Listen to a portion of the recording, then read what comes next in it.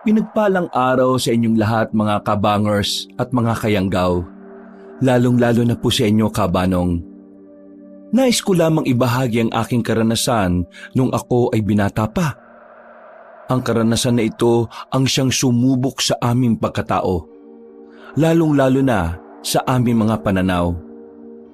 Ito rin ang nagpatunay sa akin na ang pagiging sakim ay walang maidudulot na maganda sa buhay ng kahit na sino.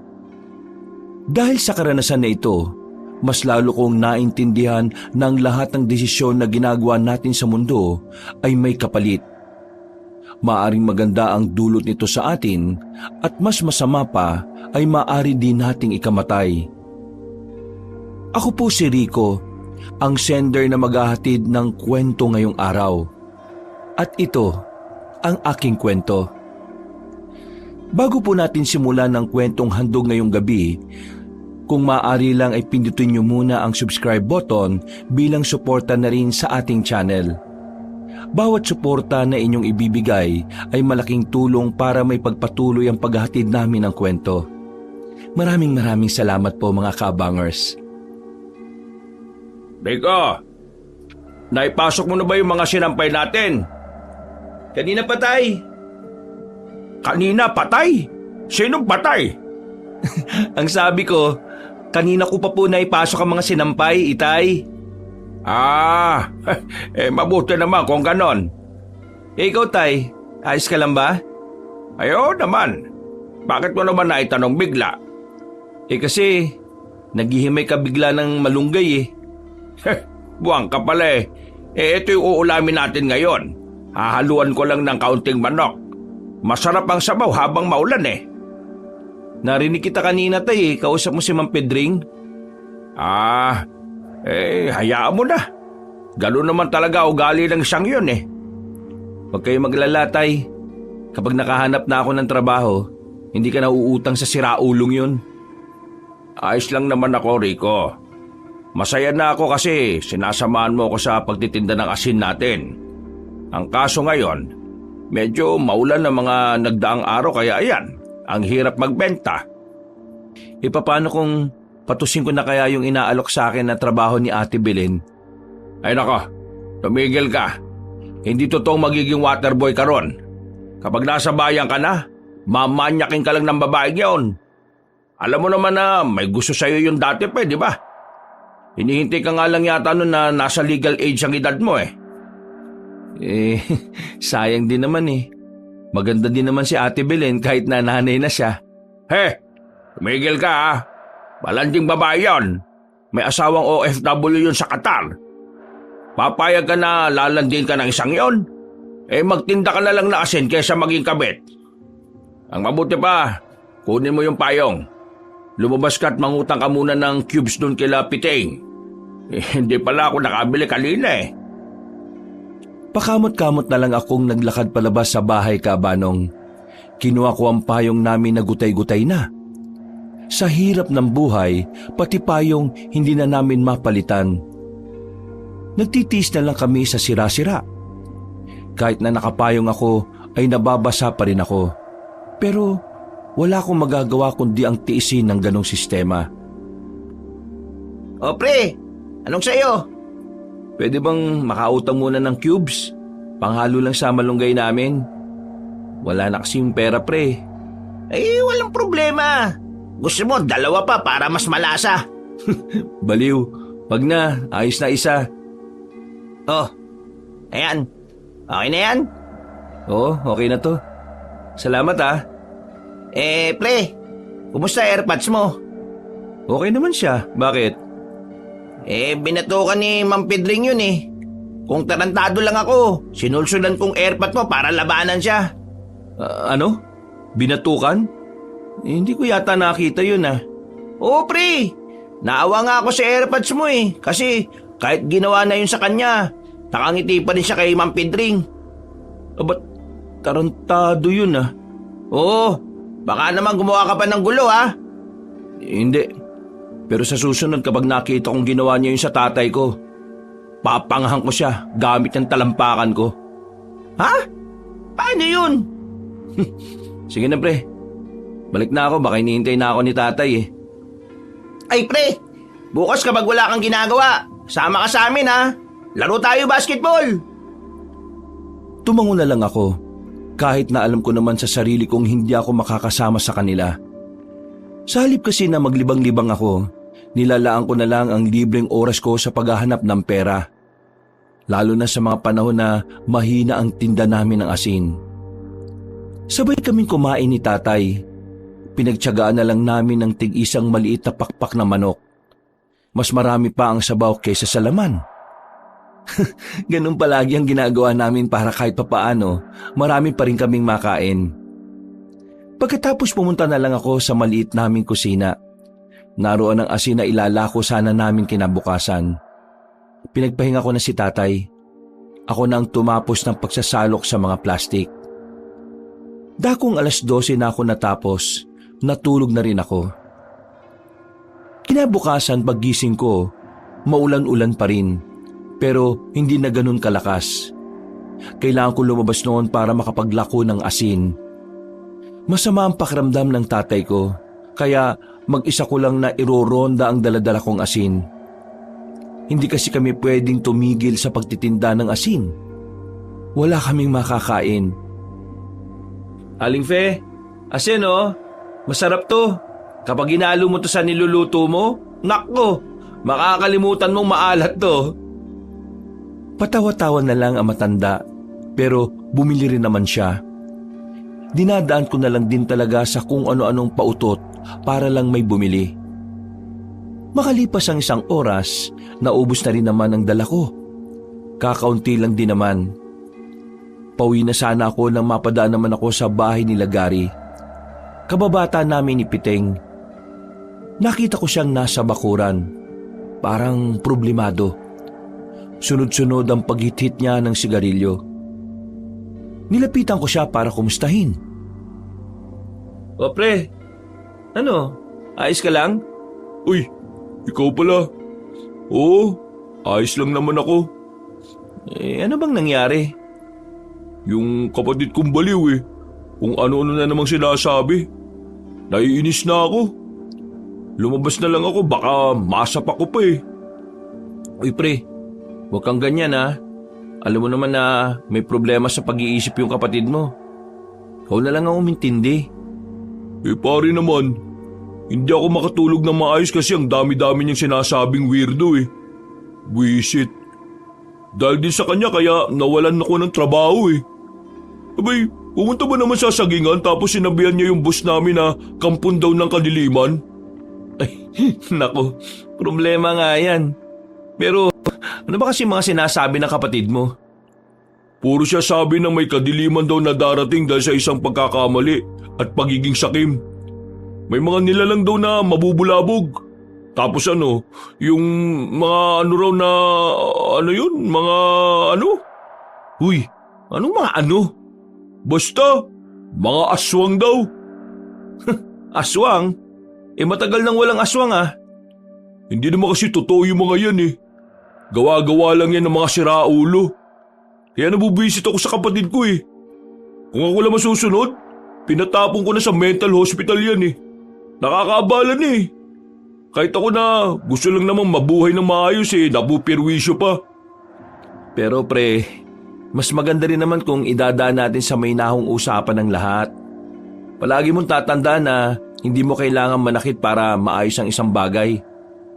Oo, sige. Maraming salamat. O paano? Una na ako. Relax ka lang ha. Palabas na sana ako ng bakuran nila pero narinig kong sumigaw ang kapatid niya. Sinasabi nitong ang kadiliman daw ay malapit lang sa liwanag. Nagkatingin na lang kami ni Gary. Napapailing na lang siya ng may pagkadismaya. Makalipas ang ilang araw, naging maganda na rin ang panahon. Balik paglalako na kami ng tatay ko dahil bumuti na rin naman ang pakiramdam niya. Kahit na malayo na kami, hindi pa rin kami nakakaramdam ng pagod. Sanay na kami ni tatay sa lakaran. Nabalita mo na ba yung nangyari sa San Fernando? Ho? Bakit? Anong meron? Nagkagulo. May kumakalat kasing balita na may naitatagong kayamanan sa kagubatan na malapit sa kanila. Kaya lahat ng tao ron, nagsikilos, naghanap. Pero wala naman silang nakita. Kayamanan? Yan ba yung sinasabing kayamanan na iniwan at tinago ng mga Hapones dito sa Pilipinas? Oo, yun na nga. Pero wala naman kasing kasiguraduhan kung saan dito sa Pilipinas iniwan yun eh. Pero tingnan mo yung mga taga San Fernando. Desperado silang lahat kahit walang kasiguraduhan. Grabe, no? Ganon ang epekto sa kanila ng kahirapan. Bakit tayo, Tay? Hindi naman tayo ganon. Mahirap din naman tayo, ah.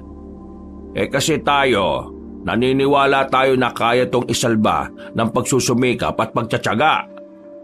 Pero Tay, hindi ka ba napapagod sa buhay natin? Ano bang klaseng talong yan? Malamang nakakapagod maging mahirap. Pero wala naman tayong ibang mapagpipilian kundi ang lumaban at magpatuloy eh. Alam mo kung bakit gusto ko pa rin tumuloy? Kasi kasama kita. Ganun din naman ako, Tay eh. Ikaw lang din naman ang pinaguhugutan ko ng lakas. Kaya nga hanggat maaari, gawin natin ang makakaya natin para makapamuhay ng marangal. Napangiti na lang ako sa sinabi ng tatay ko, Kabanong. Sa aming pagpapatuloy, narating na rin namin ang isa pang baryo. Pagpasok pa lang namin ay may mga sumalubong na sa amin. Pinakyaw nila ang mga natitira naming tinda. Masaya naman kami kasi maaga kaming makakauwi. Naku, maaga tayo makakauwi nito, Tay. Ang saya naman ng araw na to. Yan ang sinasabi ko sa iyo. Hanggat naniniwala tayong kaya nating umunlad sa maayos na paraan, gagabayan tayo palagi ng Panginoon at bibigyan niya tayo ng biyaya. Hindi na kami nagtagal pa sa lugar na yon. Agad na rin kaming umalis. Pero habang naglalakad kami pauwi, meron kaming natanaw na grupo ng mga kalalakihan na armado na pumasok sa kagubatan. Agad akong hinila ni tatay sa gilid.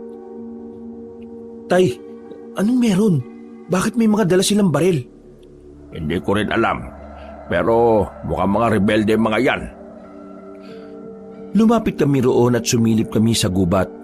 Nakita namin ng mga armadong lalaki na parang may hinahanap sila. Find the treasure now. We need to find the treasure. Or else I will kill you all. Tay, mukhang hindi sila rebelde. Kano yun, oh? Hinahanap din nila yung kayamanan. Diyos ko, pati mga armadong tao naghahanap na rin. Sino ba kasi nagpakalat ng balitang yon? Tay, umalis na tayo dito. Baka mamaya makita pa nila tayo. Baka madamay tayo. Kabadong-kabado ako nung mga oras na yon, Kabanong.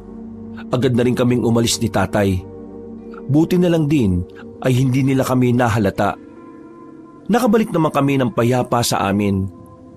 Pagdating nga namin sa baryo, naririnig na rin namin sa iba ang usap-usapan tungkol sa kayamanan. Umabot na yun sa amin. May mga tao na rin sa amin na nagkakaroon ng interes sa kayamanan na yon. Oh, ano yan pre? Ibebenta na? Oo, bulok na eh. Wala na tong silbi. Papatimbang ko na lang. Nabulok na kasi ito eh. Sayang nga oh. Hindi na kasi namin ito nagamit mula nang ma-flat yung gulong. Sayang yung bisikleta na yan ah. Pero wala. Timbangan na lang talaga bagsak niyan. Pre, anong masasabi mo dun sa kumakalat na haka-haka tungkol dun sa kayamanan? Naiintriga rin ako. Parang gusto ko na nga rin makihanap eh. Wala pa namang kasiguraduhan na nandito yun sa probinsya natin eh. At mas lalong wala namang kasiguraduhan na totoo nga yun. Paano kung meron? Di paldo-paldo yung makakakuha nun. Kung wala, nagsayang lang ng lakas sa mga taong maghanap nun dun. Pero wala namang masama kung susubukan. Sa hirap ng buhay ngayon, lahat ng paraan para makaahon, dapat hindi na natin pinapalagpas. Wala namang mawawala sa atin kasi walang-wala rin naman na tayo ngayon eh. Oh, si Gary yun ah. Kung ano? Hoy! Gary! Halika dito! Nakasimangot ka na naman ah. Visit kasi sa bahay eh. Oh, ano na naman ba nangyari? Parang lagi ka nalang inis ah.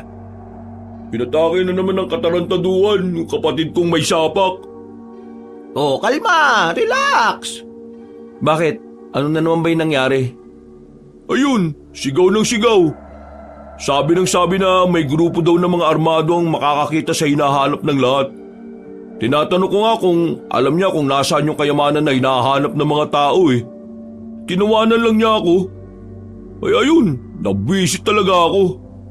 Umalis na lang ako kaysa masapak ko pa eh. Sa sinabing yon ni Gary ay nagtindigan ng mga balahibo ko. Hindi ko alam kung bakit, pero pakiramdam ko dahil yon sa pagiging tugma ng sinabi ng kapatid niya at sa nakita namin ng tatay ko. Bigla ko na lang naisip na baka magkatotoo na ang mga armadong lalaki na yon na makahanap sa kayamanan, kung sakaling meron man.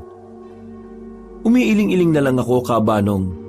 Pilit kong inaalis sa isip ko na walang basihan ng sinasabi ng kapatid niya.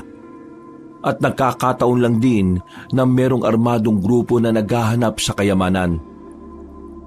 Nang maging kalmado na si Gary, umalis na rin siya kasama si Piteng. Nilapitan naman ako ni tatay at inabutan ng kape.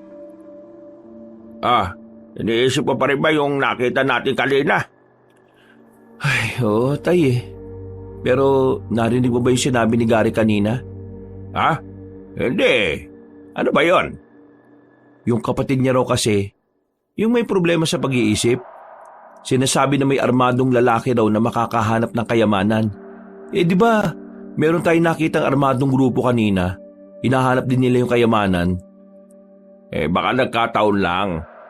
Alam mo naman, ang mga taong wala sa katinuan kung ano-ano lang ang sinasabi.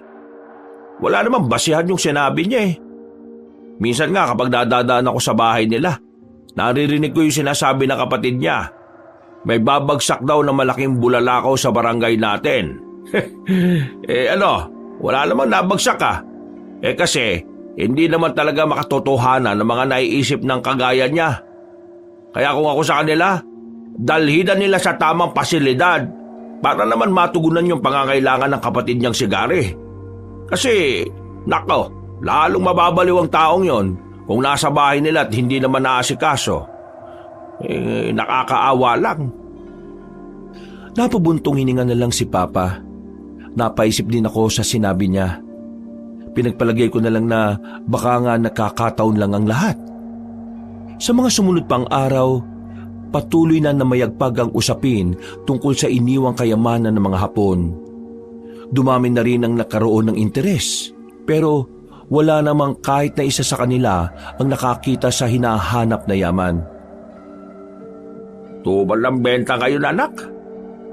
Ay, nako, kaya na kaya muna tayo rito. Oo, kaya nga tay eh. Nakakadalawang plastic pa lang tayo. Dahil pang laman itong bayong ko eh oh. Ako nga, natatay ako eh. Teka, saan ba pwedeng tumae rito? Naku, bawal dito sa labas tay. Doon oh, pasok tayo sa gubat. Doon ka maganap. Bilisan natin. Masakit na yung tiyan ko. Baka mamaya abutin pa ako dito sa salawal ko. Naku, nakakahiya. Agad kaming naglakad papasok ng gubat. Sakto na merong kaming natanaw na ilog. Umupo na si tatay sa likuran ng puno. Ako naman kumuha ng tubig na ipanghuhugas niya. Nang sumalok na ako ng tubig gamit ang sirang galon na nakita ko sa gilid, natanaw ko sa kabilang parte ng ilog ang mga armadong lalaki. Nagmamadali sila at base sa kilos nila, parang ang saya-saya nila. Dahil sa kuryosidad, bigla ko na lang naisipan na sundan sila. Binitiwan ko na muna ang hawak kong galon.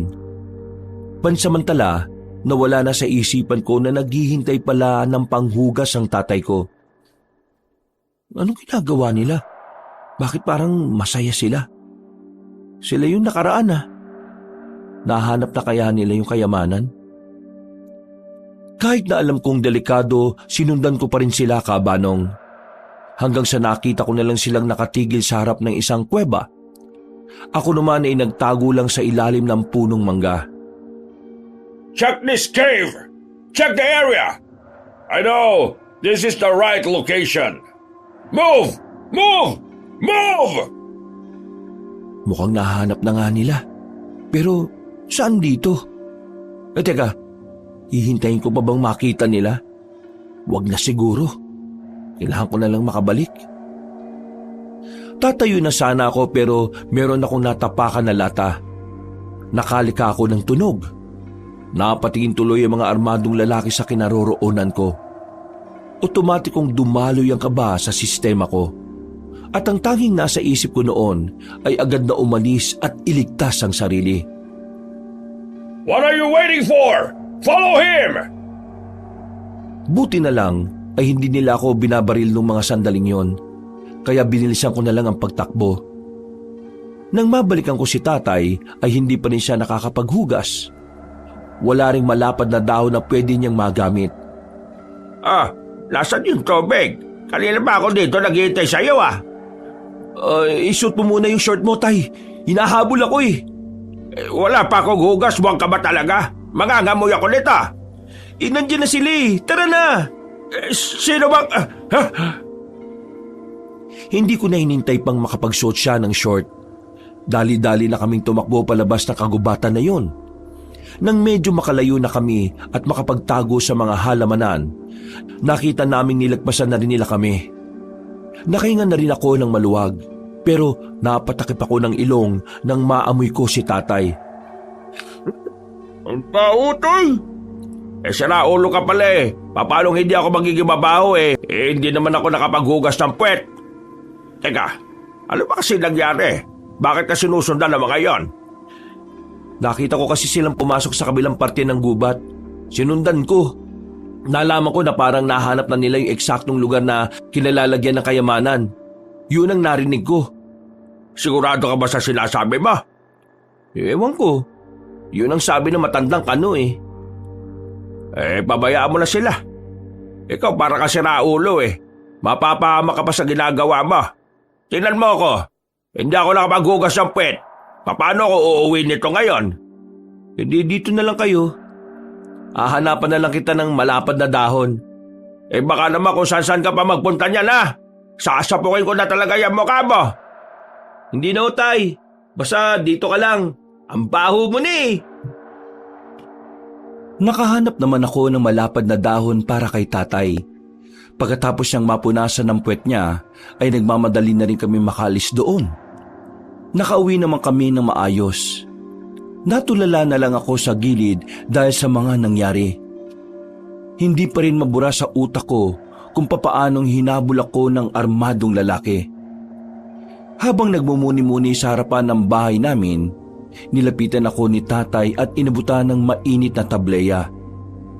Ramdam ko na nag-aalala rin siya sa akin.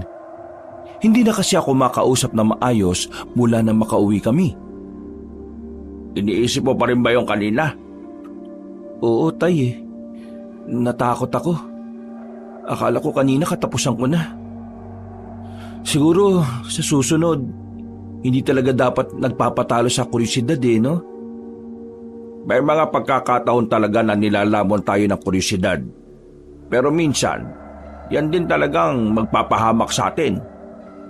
Kaya dapat, kaya rin nating labanan yon. Basta, isipin mo na lang para hindi mangyari to ulit.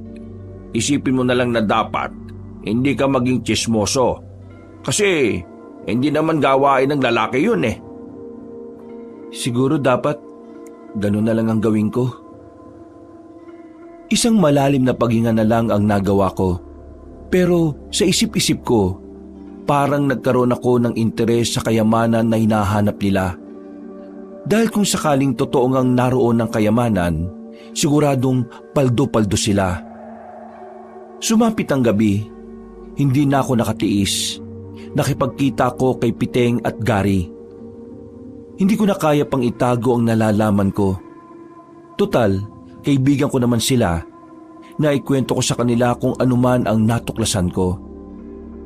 Sinasabi mo na yung mga armadong lalaki, nahanap nila yung Yamashita treasure? Yung ba ang tawag doon? Basta, narinig ko na doon daw yung kayamanan. Pero Hindi ko sigurado kung saan banda doon Malakas ang kutob ko. Sa loob yan ng kuweba. Ang tanga-tanga naman ng mga Hapon kung iiwan nila yung kayamanan sa labas ng kuweba, hindi ba? May punto si Gary. Siguradong nasa loob nga yun. Ano naman kung nasa loob? Huwag niyong sabihin na pupunta kayo ron. Rico, ito na pagkakataon natin para umahon sa buhay. Hindi pa ba natin to papatulan? Naririnig mo ba yung sarili mo? Delikado, Gary. May mga baril ng mga taong nauna ron. May mga baril? Ano naman? Hindi ba nauubos sa mga bala nila? Kayang-kaya natin sila, basta tamang diskarte lang. Rico, kapag nakakuha tayo ng kayamanan, hindi ka nauutang sa amin. May pera na tayo. Yayaman tayo.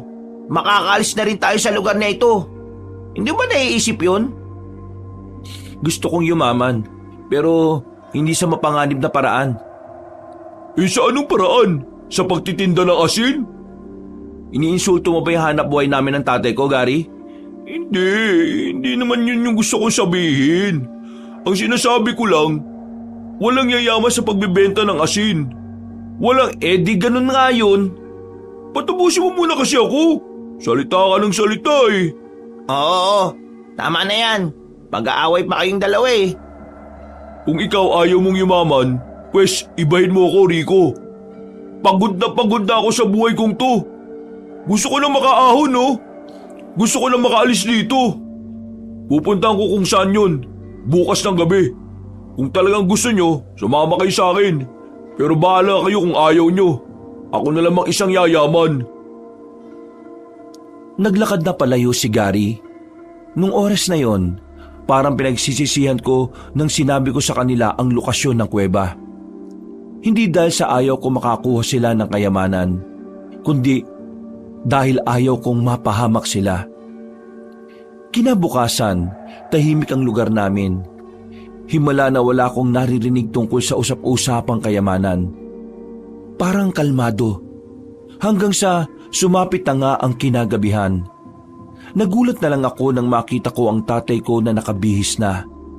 May dala-dala siyang malaking bag na mukhang wala namang laman. Oh, ano ka ba?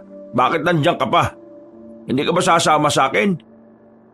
Wala ka naman sinabi na maglalako tayo ng asin sa ganitong oras Sino nagsabi na maglalako tayo ng asin? Ano ang gagawin natin? Wala ka namang sinabi sa akin kanina. Wala akong sinabi. Kung wala akong sinabi, sumama ka na. Makikikuha tayo ng kayamanan. Hindi pwedeng sila lang. Ano pinagsasabi niyo, Tay? Alam na ng lahat ng taga rito ang tungkol sa kayamanan. Mamaya, papunta na sila ron. Iniintay lang nila ang kapitan natin. Kaya nga bago sila makarating doon, unahan na natin. Total, ikaw naman ang unang nakatuklas doon, di ba? Diyos ko naman, Tay. Pati ba naman kayo? Akala ko ba mas magandang mamuhay ng pinaghihirapan? Bakit parang nagiba rin yung pananaw mo ngayon? Nagbabago ang pananaw ng tao depende sa pangangailangan, anak. Kaya nga gusto ko, umahon na tayo. Sawang-sawa na ako sa buhay na ganito. Kaya sumama ka na sa akin. Kukurot lang naman tayo ng kaunti Tay, hindi ko sigurado kung talagang nahanap nila yung ginturon. Wala akong matibay na ebidensya na nagsasabing nakita nga nila. Narinig ko lang. Isa pa, delikado dun. Alam niyo naman na mga armado mga yun Hindi kayo sasantoy ng daladala nilang mga baril na matataas ang kalibre. Kung ayaw mo, ako na lang. Kikilos na ako kaysa maunahan pa tayo ng mga kalugar natin. Mauubusan pa tayo Sandali nga. O ano, nagmamadali ako Oo na, kasama na po ako. Kakainis naman hindi ka rin pala makakatiis Sasamahan ko kayo kasi nag-aalala ako sa inyo. Ayaw kitang mag-isang maglakad. Rico, hindi naman natin to gagawin dahil sakim tayo. Gagawin natin to para makain ka naman ng kaunti sa buhay. Hindi naman natin uubusin Kukuha lang tayo ng sapat sa atin. Huminga ako ng malalim. Kahit natutol ako sa sinasabi niya, wala akong magagawa kundi ang samahan siya. Hindi ko rin naman pwedeng hayaan na lang na lumakad siya ng walang kasama. Lalo pat ang mga pwede niyang madatnan doon ay mga taong maaaring makapatay sa kanya. Habang abala pa ang mga tao sa pagpupulong nila, sinamantala na namin ni tatay ang pagkakataon. Palihim kaming umalis. Mabilis kaming nakarating dahil halos takbuhin na namin ang daan. Nagtago na muna kami sa gilid. Nakikiramdam kami sa paligid. Nakakapagtaka na wala kaming makitang mga nagbabantay roon. Mukhang walang tao ah. Tara.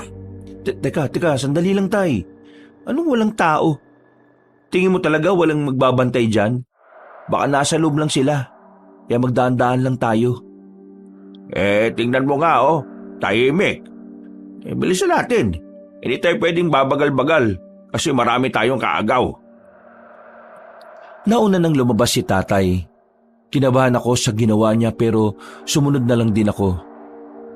Pagpasok namin sa loob ng kuweba ay binuksan namin ang daladala naming gasera. Nang magkaroon na ng liwanag, nakita na namin na malawak pala sa loob ng kuwebang yun. Maya-maya pa, napatago kami sa gilid ng merong kaming marinig na kaluskos. Pinatay namin ulit ang ilaw. Ang liwanag na lang na naroon ay ang mangilan-ngilang gasera na nakadikit sa pader. May tao. Sumilip kami. Nakita namin ang matandang kano na gumagapang. Duguan siya. Hawak-hawak niya ang isang bag na parang mabigat. Hirap na hirap kasi siyang dalhin. Please, help me! There's a strange creature in this cave. Please, save me! What? What you say? A monster! He killed my man! Please, save me! Ha! I'm sorry, pero nandyan na yung sinasabi mo. Akin na yan! Nagulat ako sa ginawa ni tatay. Inago niya sa matandang kano ang bag. Pagtingin ni tatay sa laman, nanlaki ang mga mata niya at lumapad ang kanyang ngiti. Natameme na lang ako nung mga sandaling yon. Hindi ko inaasahan ang inasta ng tatay ko. Hindi kasi ganun ang pagkakakilala ko sa kanya. Parang madali na siyang binago ng pera. You will regret it! Sensya ka na. Kailangan din namin to. Kesa naman mapunta sa masasama kagaya nyo, hindi ba? Tara, Rico, anak, umalis na tayo! No! Bago kami makalabas ng kuweba, napalingon pa kami sa matandang kano. Nakita na lang namin na merong dumating na isang lalaki. Malaki ang katawan, maskulado. Hindi namin alam kung anong ginawa ng misteryosong lalaki. Pero narinig na lang namin na dumadaing sa sakit ang matandang kano. Noong mga sandaling yun, nagmamadali na kaming tumakbo. Nang makalayo na kami, muling binuklat ni tatay ang malaking bag. Nalula kami sa nakita namin. Puro ginto nga ang nasa loob noon, kabanong. Meron ding mga alahas at diamante. Anak, yayaman na tayo. Makakalis na rin tayo sa lugar na ito. Tay, tama ba yung ginawa natin? Di ba parang ninakawan natin yung matandang kano kanina? Tapos inaya na lang din natin siyang paslangin ng kung anumang nilalang yun? Nawa ka sa taong mas masahol pa sa demonya ang kaluluwa. Masasama sila. Tayo hindi. Kailangan lang talaga natin ng pera. At hindi naman natin ito sosolohin Palihim tayong magbibigay sa simbahan. Huwag sa barangay, kupal si Kapitan Gagamitin niya lang sa sugal yung donasyon natin. Pero tay, hindi naman atin ang kayamanan na yan. Dapat isurrender natin yan sa gobyerno kasi matagal lang pinag-hahanap yan Tumigil ka nga. Tingin mo magandang ideya yan. Kapag sa kanila ito mapunta, paghahatian lang to ng mga buhaya. Mas maiging nasa atin na ito. Para naman kahit minsan lang makaranas man lang tayo ng ginhawa. Tara na, umalis na tayo at baka maabutan pa tayo ng iba rito. Nagmamadali kaming nilisan ng lugar na yon, kabanong. Pag-uwi namin sa bahay ay agad na sinarado ni tatay ang lahat ng bintana at ang pintuan namin. Inilatag niya ang laman ng malaking bag sa kanyang papag. Hindi ako makapaniwala sa nakikita ko noon. Sa palabas ko lang kasi yun nakikita. Rico, tignan mo, magiging mayaman na talaga tayo. Ay, ang dami nito. Sa dami ng gintong nakalatag, isa lang ang pumukaw ng atensyon ko roon. Meron din isang parang maliit na garapon. Ginto rin siya. Siya lang ang kakaiba kaya dinampot ko at nilagay ko sa altar namin. Hindi ko na muna binuksan. Nakatuon lang ang atensyon ko kay tatay. Sulit ang pagbubuhat natin dito kahit ang bigat. Ang dami naman oh. Oh, eto. Itatago ko na ang iba sa ilalim ng papag ko ha. Kuha ka na lang kapag... Ha? Ano yun? May kumakatok. Wag. Hayaan mo sila. Rico! Buksan mo itong pintuan! Kasama namin ang taong bayan! Nandito si Kapitan! Mag-usap tayo! Alam kong may tinatago kayo riyan! Wag mo silang pagbuksan. Pero Rico! Buksan mo to! Kapag hindi mo to binuksan, mapipilitan kami pumasok dyan! Sirahin namin itong pinto! iba na ang tono ng pananalita ni Gary, kaya kahit ayaw ng tatay ko, tumayo ko para pagbuksan sila. Bumungad sa akin si Gary at Piting. Kasama nila si Kapitan pati na rin ang mga kalugar namin. Ano bang problema, Gary? Rico, magkababata tayo. Pero hindi ko alam na gagantuin mo kami ni Piting. Pati ang mga kalugar natin. Ha? Teka, ano bang pinagsasabi mo? Pinuntahan namin yung kuweba, pero wala na kaming inabutan. Ang nakita lang namin doon, bakas ng dugo. Alam namin na kinuha nyo na yung ginto. Hindi kayo makakapagkaila sa amin. Meron kami nakita isa sa bakuran nyo eh. Hindi nyo yata napansin na nalaglag dito. Ito oh. Noong mga sandaling yun, kahabanong, alam kong wala na akong lusot, kaya hindi na ako nagdahilan pa. Napabuntong hininga na lang ako at napayuko. Mang Rene, lumabas na kayo dyan. Alam na namin na nasa inyo yung ginto. Hindi naman tama na kayo lang ang makikinabang. Kailangan natin paghati-hatian ng mga yan. Hindi naman namin to susuluhin eh. Ibabahagi namin talaga namin ito sa ating lahat.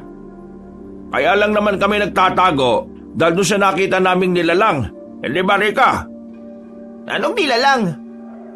Yung nakita niyong dugo yun na matandang kanon na armado. Sabi niya sa amin, mayroong mabangis na nilalang ang lumaga sa kanyang mga kasama. Yung ginto na nakuha namin, nakuha lang din namin sa kanya. Tumakas na kami nung nakita namin ang mabangis na nilalang na yun. Kung ano man ang nilalang na sinasabi nyo, wala na tayong pakialam doon oh. Ang malaga, pantay-pantay na magkaroon ng mga kalugar natin. Rico, palalagpasin namin tong ginawa nyo. Pero hindi ko nagustuhan yung tinangkaan yung hindi pa alam sa mga tao yung tungkol dito. Wala na kaming nagawa pa ng tatay ko noon. Kinuha nila mga ginto at inilatag sa lamesa sa bakuran namin. Pinapila ang mga tao at isa-isang nabigyan. Makalipas lang ang ilang minuto ay natapos na rin ang pamimigay. Mas malaking porsyento ang napunta kay Kapitan dahil daw gagamitin sa pagpapaunlad ng lugar namin. Natulala na lang si tatay sa gilid. Hindi siya makapaniwala na mababahig-bahig ang ginto na iniisip niyang kanya lang. Samantala, hindi ako pinansin ni Piting at Gary. Lumabas sila ng bakuran namin nang hindi man lang ako tinitingnan. Wala na. Nasayang lang yung pinaghirapan natin. Anong nasayang lang? Meron pa rin naman tayong nakuha eh. Meron ka pa namang naitago sa ilalim ng papag mo, tay. Ano bang gusto nyo? Soloyin lahat? Ganyan ka na ba kasakim? Ay, bibig mo ha. Hindi ko gusto tabas ng dila mo ngayon. Totoo naman eh. Nang dahil sa ginto na yan, parang biglang nagbagong ugali nyo. Parang kinain nyo na lahat ng sinabi nyo noon na mas masarap mamuhay ng pinaghihirapan lahat ng gustong makuha. Pinaghirapan naman natin to ah. Ano pang inaangal mo? Nagbabago ka na nga talaga, tay. Hindi ako makapaniwala. Totoo nga talaga yung kasabihan, no? Na ang tao nagbabago dahil lang sa pera o kayamanan. Rico, anak. Alam mo, pasensya ka na ha. Alam kong masyado akong nagiging sakim sa yaman. Pero hindi mo ako masisisi. Mula pagkabata ko, hindi ako nakaranas ng masarap na buhay. Alam mo naman yun, hindi ba? Kaya sana, maintindihan mo ako ngayon. Kaya naman kitang intindihin, Tay eh. Ang gusto ko lang, sana naman huwag kayong magbago. O sige, pinapangako ko, hindi ako magbabago. Ako pa rin ang tatay mo. Isang malalim na paghinga na lang ang nagawa ko, Kabanong. Kumalman na rin ang kalooban ko. Pakiramdam ko noon, nagbalik na ang tatay ko. Humingi rin ako ng paumanhin sa kanya, kaya naging maayos na rin kaming dalawa. Kinabukasan, masaya ang buong baryo namin. Lahat ba naman ay paldo-paldo dahil sa ginto. Maingay, maraming nagkakantahan. Habang kami ni tatay, nasa bakuran lang. Hindi pa rin namin binibenta ang ginto sa bayan. Rico, anak, pasensya ka na ha. Dahil sa akin hindi ka na pinansin ng dalawa mong kaibigan. Kasalanan ko talaga yun eh. Naging sakim ako. Tay, ayos lang. Kakausapin ko na lang sila. Pagkatapos naming mananghalian ni tatay, lumabas ako ng bahay namin. Pinuntahan ko si Piting at Gary. Sakto naman na nasa bilyaran silang dalawa. Nakita nila akong nasa labas kaya lumapit sila sa akin. Mga pre, gusto ko sana kayong makausap tungkol dun sa nangyari kagabi. Maniwala man kayo sa hindi ko talaga ginusto yun.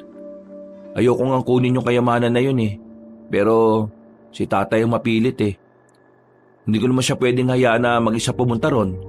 Kaya sinamahan ko siya. Medyo nagtampo lang naman kami. Pero alam naman namin ni Gary na hindi ka naman sakim na tao. Siguro si Bang rin nasilaw lang. Mabuti na nga lang kagabi pumayag siya na ibahagi na lang sa lahat Kilala ko kayo ng tatay mo. Hindi kayo sakim na tao. Pero minsan, may parte talaga ng buhay natin na babaguhin tayo ng sitwasyon. Kagabi, inis ako sa tatay mo. Pero naintindihan ko na lang din siya. Ganon din kasi ako minsan Maraming salamat at naunawaan niyo ako. Akala ko hindi niyo na ako kakausapin kahit na kailan Hinihintay ka lang din naman namin na lumapit. Hindi namin magagawa yun sa'yo, no? Sabay-sabay tayong nagpatuli tapos dahil lang sa kayamanan kakalimutan ka na namin. Hindi naman kami ganun.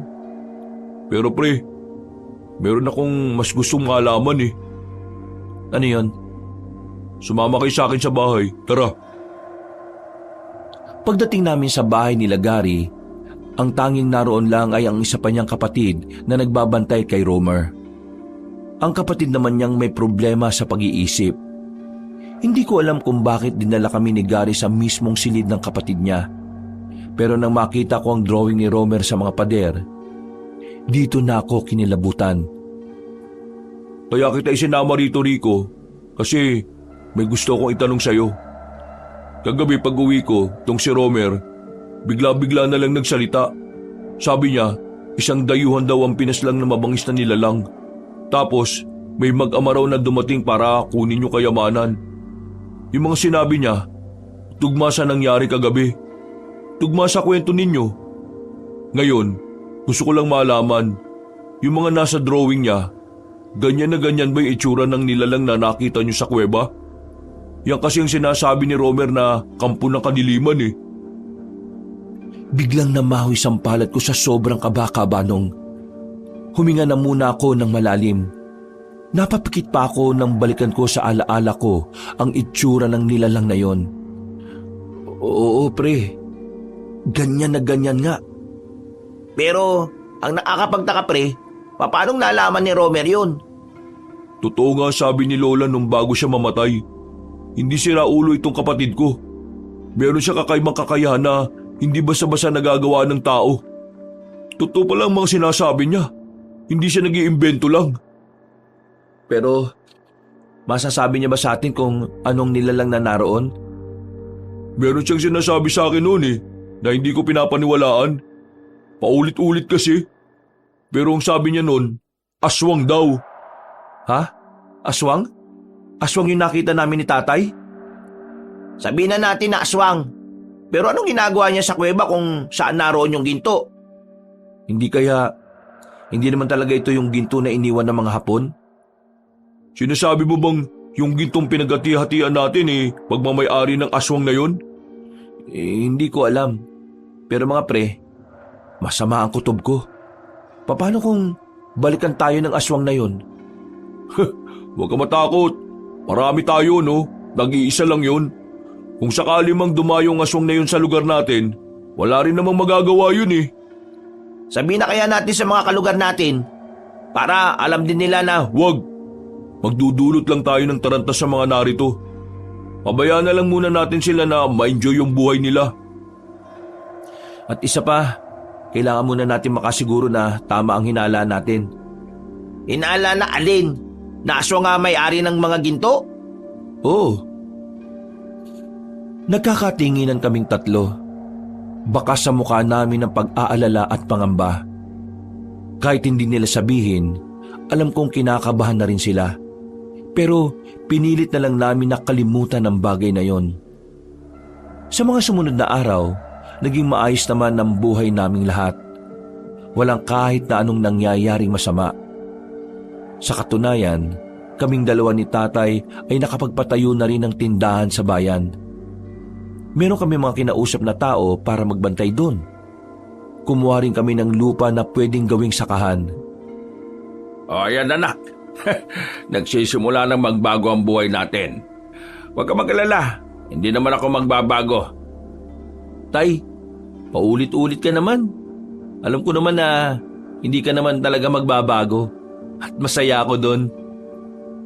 Buti nga nakinig ako sa iyo Kung hindi siguro ako nakinig isa na rin akong ganid at sakim. Wala na siguro akong pinagkaiba sa mga buhaya sa gobyerno ano. Uy, naan nyo lang yung boses nyo, tay. Baka mamaya may makarinig sa atin. Pareho na lang kaming natawa sa pinag-uusapan namin habang nakatanaw sa lupa na nabili namin. Napapangiti habang nakatingin sa papalubog na araw. Tara na. Kailangan na natin makabalik sa atin. Mula sa sakahan, kailangan pa namin maglakad ng halos 5 minuto kung saan nakaparada ang motorsiklo na iniwan namin. Hindi na kasi yon kayang ipasok pa sa mismong tapat ng bukid. Habang naglalakad kami, nakatingin na kami ng tatay ko nang may marinig kaming kaluskos sa paligid. Tinapik agad ako ng tatay ko sa balikat at saka tumawa. Nakakainom mo ng kape yan anak Kauting kaluskos, kabado ka na kaagad. Kalma. Baka mga bayawak lang yan. Tara na. Para makauwi na tayo. Hindi na ako tumugon. Binilisan na lang namin ang paglalakad hanggang sa makarating na kami sa pinagparadahan ng motorsiklo namin. Nang makabalik na kami sa baryo, sinalubong ako ni Piteng. Pinauna ko na si tatay habang ako ay kinausap pa ako ng kaibigan ko. Bakit? May problema ba? Bakit ganyan ang itsura ng pagmumukha mo? Pre, naalala mo yung sinabi ni Romer nung nakaraan? Yung nandun tayo? Nitong nakaraan lang. Oo naman. Bakit? Di ba ang sabi niya, meron daw mamamatay. At yung mamamatay daw na yon, isa sa mga nakakuha ng ginto galing doon sa kuweba. Pre, may namatay na kanina. Si Mang Tobong. Natagpo ang walang buhay sa ilog. Lasog-lasog yung katawan niya, pre. Tingin ko, nangyayari na yung kinakatakutan natin. Parang binabalikan na tayo ng nilalang na nandun sa kuweba. Teka. Kalma lang Baka naman may ibang gumawa nun kay Mang Tobong. Huwag tayo basta-basta mag-isip ng kung ano-ano kung wala pang nangyayaring investigasyon. Si Gary, nasaan? Andun, sa kanila. Binabantayan yung ano pa yung sasabihin ng kapatid niya.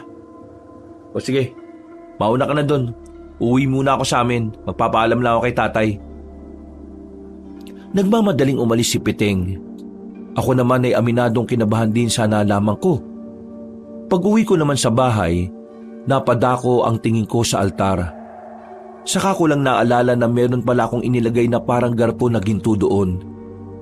Sa pag-iisip na baka may kumuha noon na ibang tao, kinuha ko yon at inilagay sa ilalim ng papag ko. Tay, Pupunta lang ako kina Gary May pag-uusapan lang kami. Ay siya, sige. Pero huwag ka naman masyado magtagal doon ha. Kasi mamaya maghahapunan na tayo. Pagdating ko kina Gary, inabutan ko sila sa bakuran nila. Naghahasa ng itak si Gary. O pre, para saan yan? Nasabi ko na kay Biting, susubukan kong puntahan yung nasa kuweba. Ha? Buwan ka ba pre? Nung laban mo ron, aswang yun. Tsaka, bakit ba bigla ka nalang makakaisip ng ganyan? Parang dati lang hindi ka naman naniniwala sa mga aswang Sa mga nangyayari ngayon, kumbinsido na akong totoo mga salot na aswang na yan. Kaya hindi na ako magsasayang ng oras. Kaysa unahan niya kami, uunahan ko na siya. Alam mo ba kung anong bagong pangitain ni Romer? Bago? Bakit? Merong bago? Ano? May mamamatay ulit. Pero sinabi niya na malapit lang dito sa atin. Pero pre, delikado. Kung nakita mo lang yung aswang na yon, talagang kikilabutan ka. Wala akong pakialam. Kailangan mamatay siya bago pa siya makaperwisyo. Kung magsabi kaya tayo kay Kapitan para makahingi tayo ng backup. Kupal si Kapitan Wala siyang pakialam. May mga nagpaabot na rin ng balita sa kanya tungkol sa nangyari kay Mang Tobong. Pero hindi siya naniniwalang aswang ang gumawa nun Wala akong aasahan sa siraulong yun. Dapat pala hindi na natin hinatian ng ginto yung kapitan natin Dami-dami pa napunta sa kanya. Wala rin naman palang kwenta. Ano, nasama ba kayo? Kung hindi naman ayos lang din naman sa akin. Hindi naman ako namimilit Deko, sasama ako. Hindi pwedeng hayaan na lang kita na lumakad na mag-isa dun. O sige, sasama na rin ako.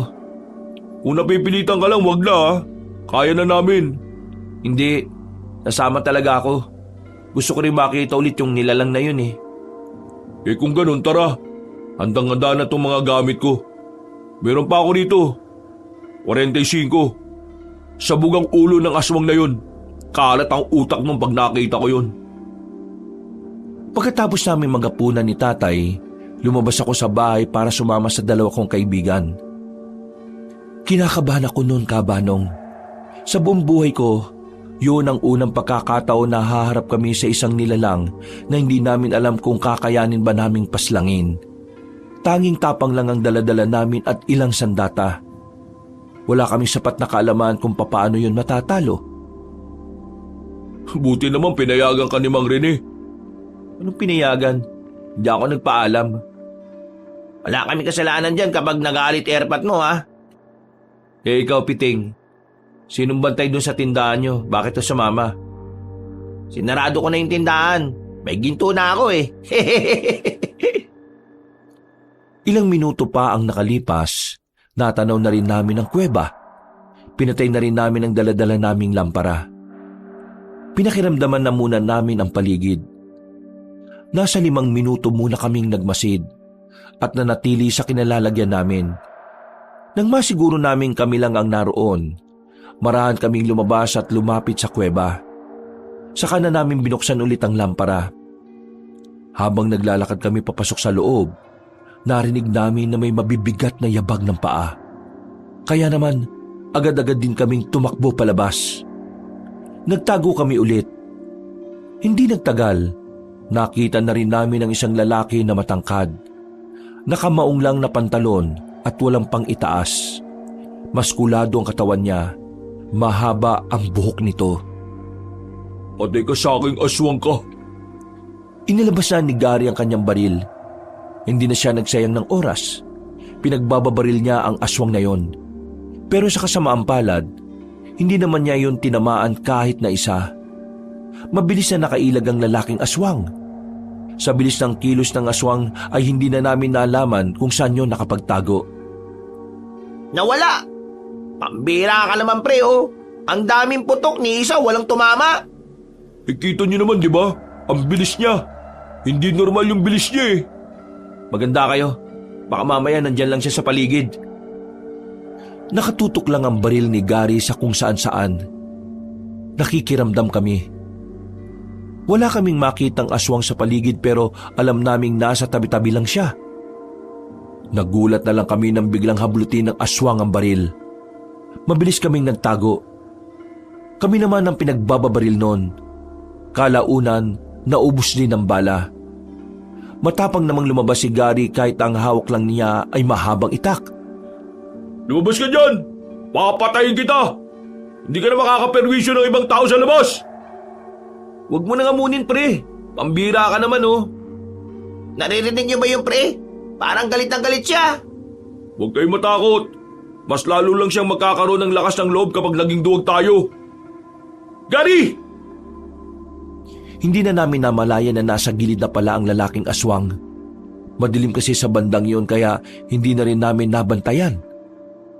Nahila ng aswang si Gary.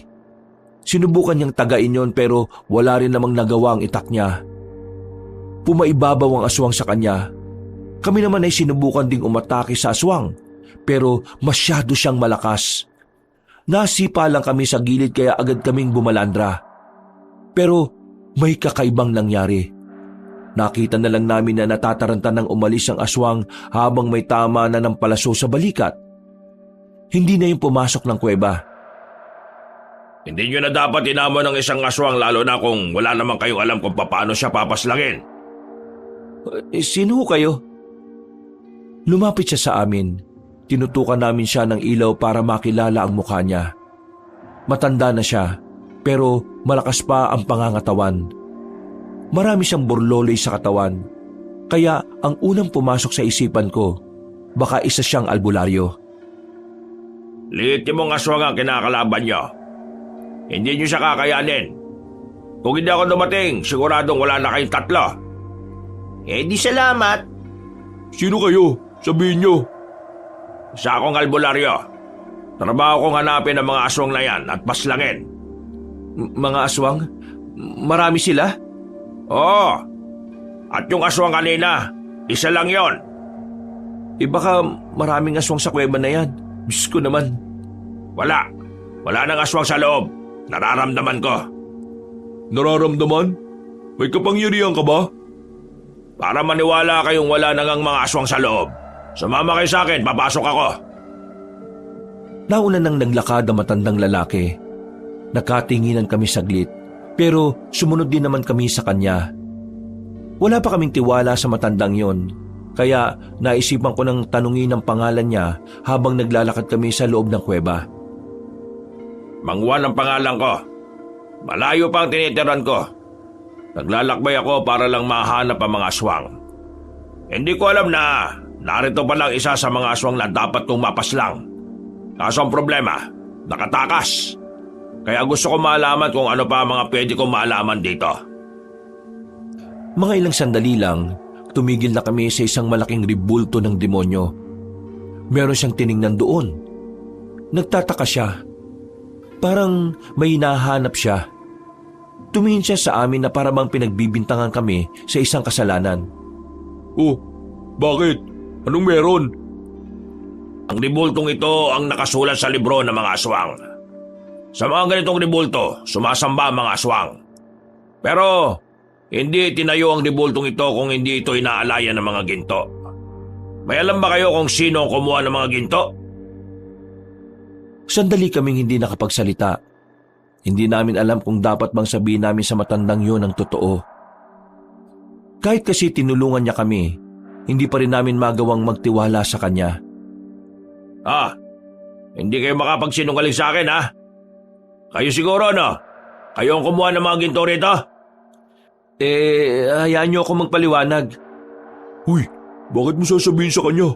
Baka mamaya. May mga armadong lalaki ang kumuha ng ginto dito sa kuweba. Akala nila, galing yun sa mga Hapones nung panahon ng pananakop. Pero namatay sila.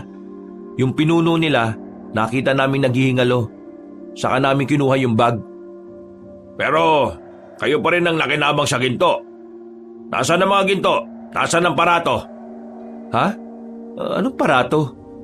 Ang parato, isa ring ginto. Pero hindi ito kagaya ng mga pangkaraniwang ginto. Dahil ang bagay na ito ay pinakamahalaga sa mga aswang. Ang parato ay inilalagay sa ilalim ng ribultong ito. Pinaniniwalaan nila na sa paratong yon, namamalagi ang kaluluwa ng mga mahal nila sa buhay. Ah, parang doon nilalagay yung mga abo ng mga namatay nilang mga kamag-anak? Hindi, abo. Mismong kaluluwa ang mga naroon. Hindi nyo dapat kinuha ang bagay na yon. Hindi nga namin alam kung ano ang parato. Wala naman kaming nakuha na banga dyan eh. Kailangan mahanap yon. Kung hindi, maaaring malagay sa alanganin ng buhay ng karamihan sa inyo. Huwag na nga tayo makinig sa isang yan. Di natin kilala yan eh. Ngayon lang natin yan nakausap at nakita. Baka mamaya may ibang binabalak sa atin yan. Hoy, makinig kayo sa akin. Kailangan nyo hanapin ang parato at maibalik dito. Kung hindi nyo may babalik, madadamay ang mga inosyenteng buhay.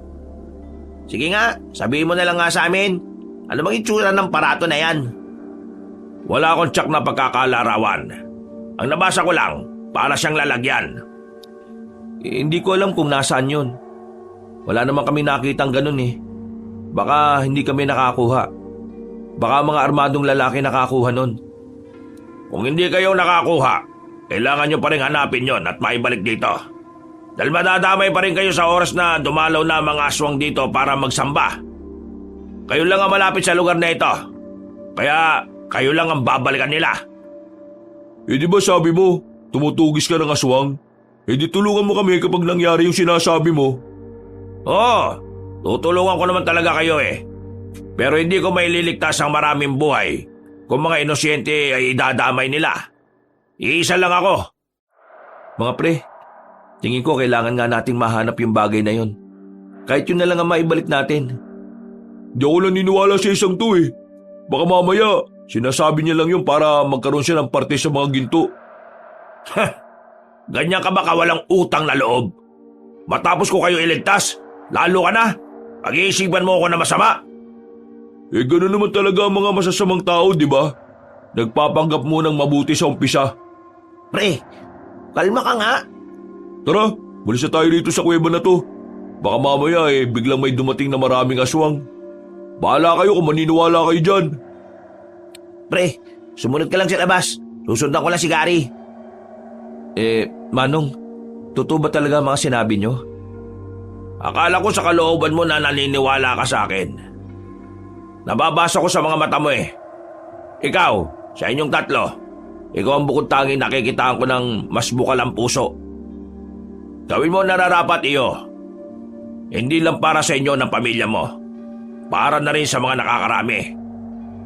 Kung sakaling maibalik naman namin yung parato, hindi na ba manggugulo yung mga aswang? Hindi ko alam.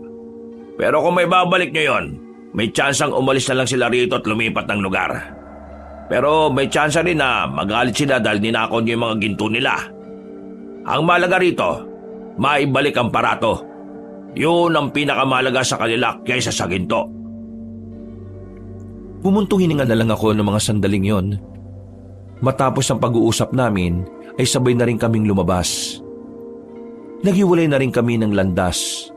Nagpaalam sa akin ang matandang lalaki at sinabi niyang babalik siya kinabukasan. Ako naman, nagmamadali ako makauwi sa amin. Nakaabang na ang tatay ko sa bakuran namin dahil napatagal ako makabalik. Hoy, pambira naman. Bakit man tagal mo naman? Lumamig na yung pagkain natin, no? Pasensya na tay, napakwento lang ako. Tara na, kain na po tayo. Kapansin-pansin ang pagiging balisa ko nung gabing yon. Tanong ng tanong ang tatay ko kung ayos lang ba ako. Pero sinasabi ko lang na oo. Hindi ko sinabi sa kanya ang totoo. Ayoko kasing ma-stress siya kapag nalaman niya ang nangyari. Kinabukasan, maaga akong nagising. Pupuntahan kasi namin ni tatay ang sakahan namin para kausapin yung mga magiging tao namin doon. Pagdating namin doon, naroon na silang lahat. Lutang ang utak ko noon, kabanong. Niwalangang pumasok sa kokote ko sa mga napag-usapan. Hindi na nakatiis ang tatay ko. Habang abala ang mga tao namin, dinala niya ako sa kubo-kubo at kinausap niya ako. Nak, ano ba talagang problema? Kanina pa kita napapansin eh. Para kang sabog. Nakadroga ka ba? Tay naman, ba't naman ako maggaganon? Mukha ba akong adik? Oo, mukha kang adik. Tinatanong na nga ako ng mga tao natin kung ayos ka lang eh. Ano ba kasing iniisip mo? Tay, ayos lang ho ako. Kilala kita. Alam ko kung kailan ka nagsasabi ng totoo at kung kailan hindi. Hindi ka makakapagsinungaling sa akin. Ginagawa mo naman akong bata anak eh. Huminga ako ng malalim. Tingin ko noon, kailangan na ring malaman ng tatay ko ang nangyayari. Naiisip ko na mas mainam nang may alam siya para kahit papaano mapaghandaan niya ang mga maaaring mangyari. Sige na, ano yun anak? Tay, kagabi, pinuntahan namin yung aswang. Doon sa kuweba, nakalaban namin, kasama ko si Garit Piting. Ba't tarantadong batang to ah? Bakit yun naman ginawa yon? Diyos ko ka, paano kung napahama kayo ron? Alam niyo naman na hindi basta-basta yung nilalang na yun, hindi ba? Yung kapatid kasi ni Gary na nagkakaroon ng mga pangitain, pinagbasihan namin yun. Nakita kasi sa pangitain ni Romer na may mamamatay raw dito sa atin. Kaya uunahan na lang sana namin. Pero ang nangyari, muntikan na kaming madali. Buti na lang may dumating na matandang albularyo. Niligtas niya kami. Nako, buti na lang talaga. Kung hindi, baka mamaya sa morgue na kita puntahan. Maraming alam yung matandang albularyo, Tay. Meron siyang sinasabi, yung parato, bagay na nasa ilalim daw ng ribulto ng mga aswang. At yung parato, parang kagaya siya ng sa atin. Yung nilalagyan ng abo ng mga namatay nating mahal sa buhay. Pero sa kanila, lalagyan daw ng kaluluwa. Nawala na yung sa ribulto.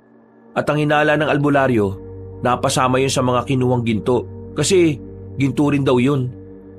Parato? Ngayon ko lang narinig ang salitang yan ah. Ang parato ay galing daw sa libro ng mga aswang. Nandun daw yun nakasulat.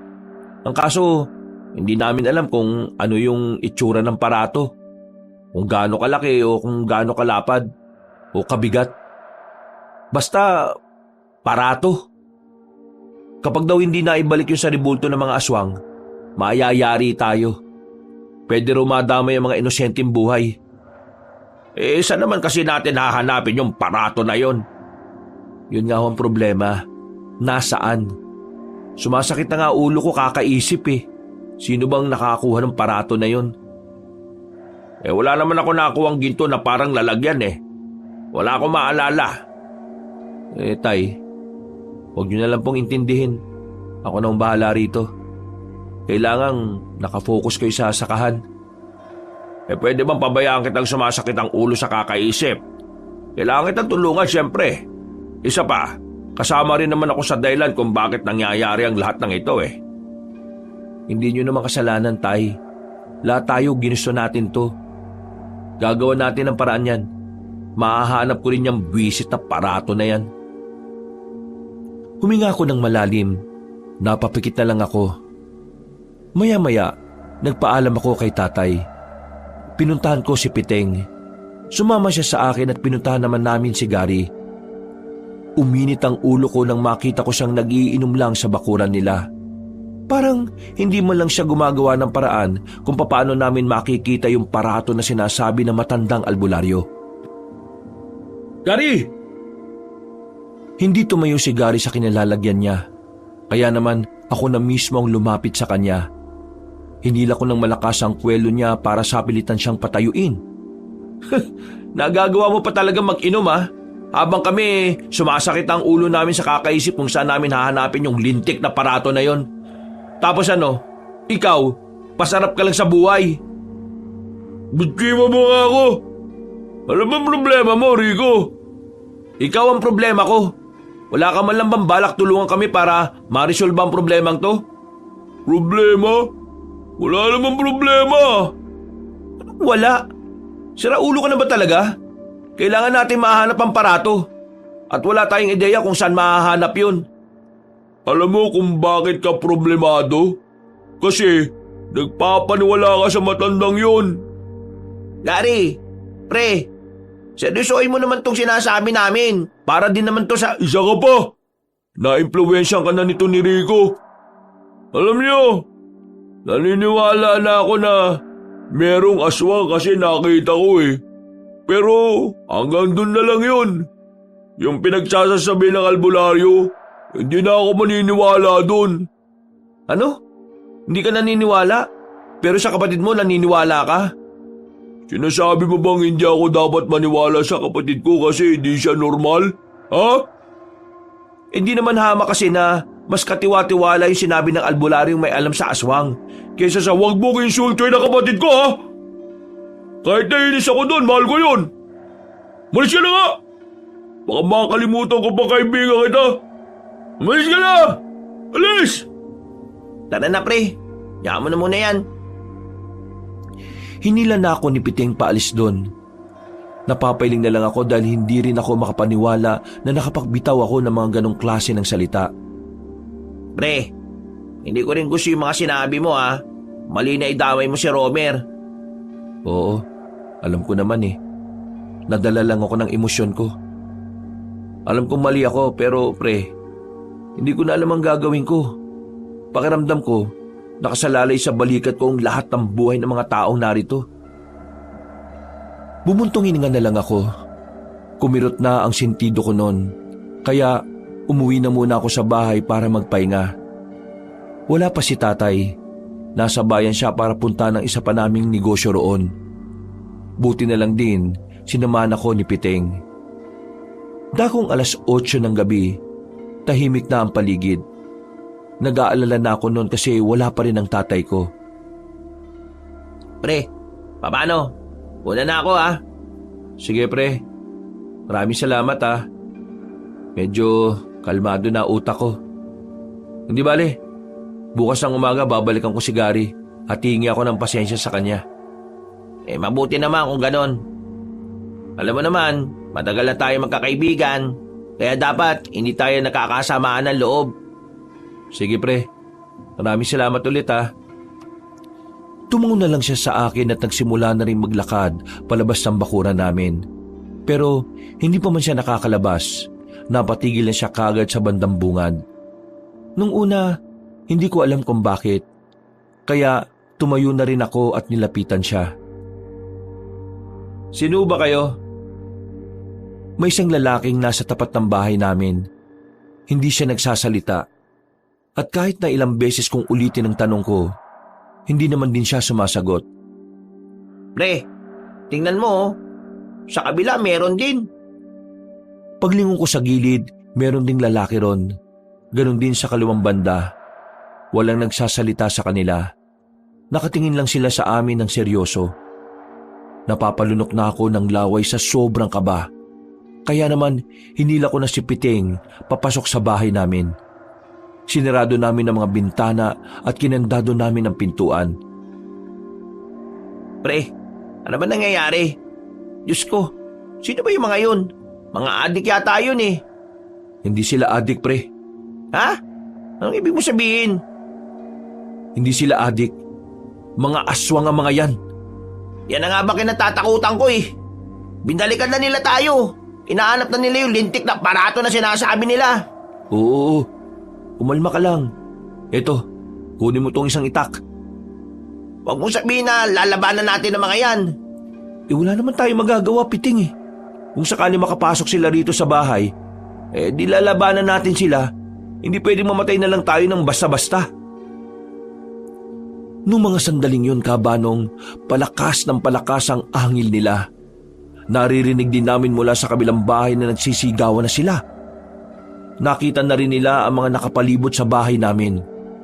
Kahit na kinakabahan at nangingilabot, pinipilit naming malakasan ang aming loob. Alam namin na sa oras na mabuksan nila ang pintuan, siguradong mapapahama kaming dalawa. Pre, anong gagawin natin? Manahimik ka nga muna. Mas lalo ako hindi makapag-isip sa iyo eh. Tulungan mo ako. Iarang natin ang lamesa. Dali! Pinagtulungan namin buhatin ang lamesa at saka inilagay sa pintuan. Nagtungo rin ako sa kusina para kumuha ng maraming asin. Isinaboy namin yon sa siwang ng pintuan. Narinig namin na parabang naapektuhan ng mga nilalang na yon. Kaya nagkaroon kami ng lakas ng loob na sabuyan pa sila ng sabuyan. Binuksan ko ng bahagya ang bintana. Binuhos ko ang asin doon. Hindi sila makalapit sa parting yon. Kaya naman, naisipan ko rin na ibuhos pa ang ibang asin sa palibot ng bahay namin. Para kung sakali makapasok sila, ay hindi naman sila makalapit.